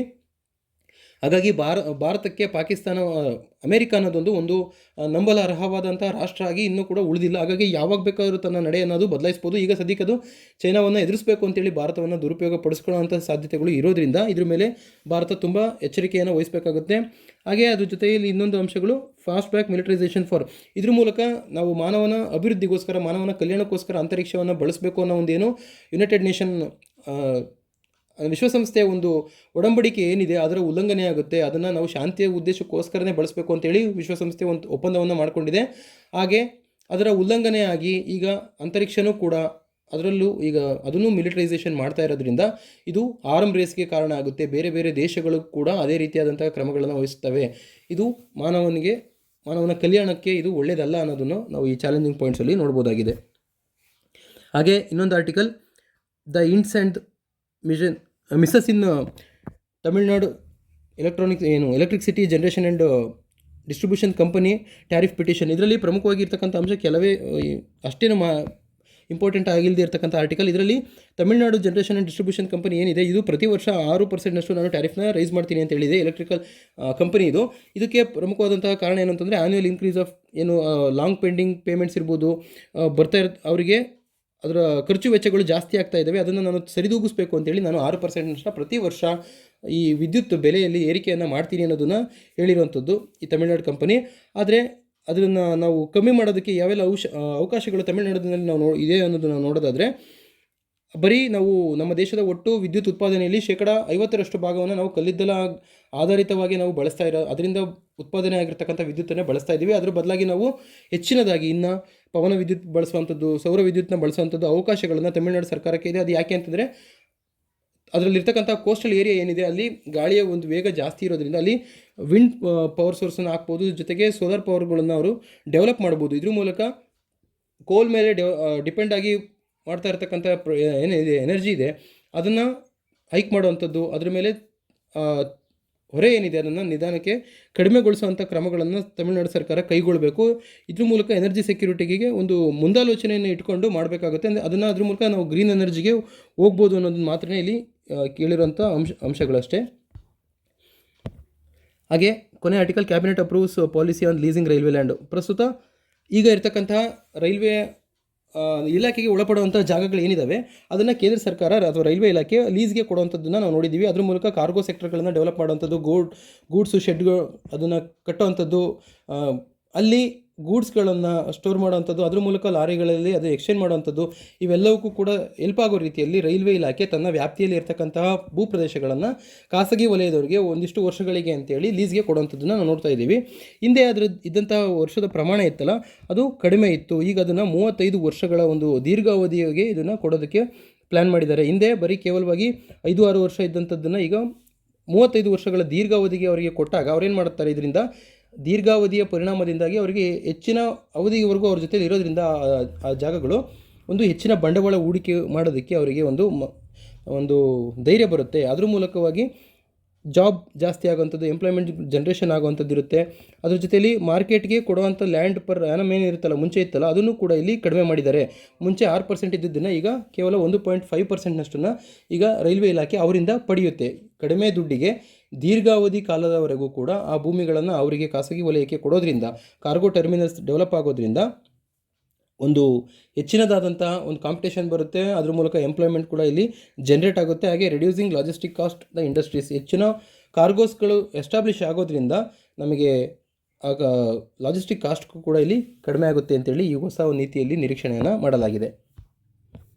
ಇದಾಗಿತ್ತು ಸ್ನೇಹಿತರೆ ಇವತ್ತಿನ ದ ಹಿಂದೂ ಪತ್ರಿಕೆ ವಿಶ್ಲೇಷಣೆ. Thank you all.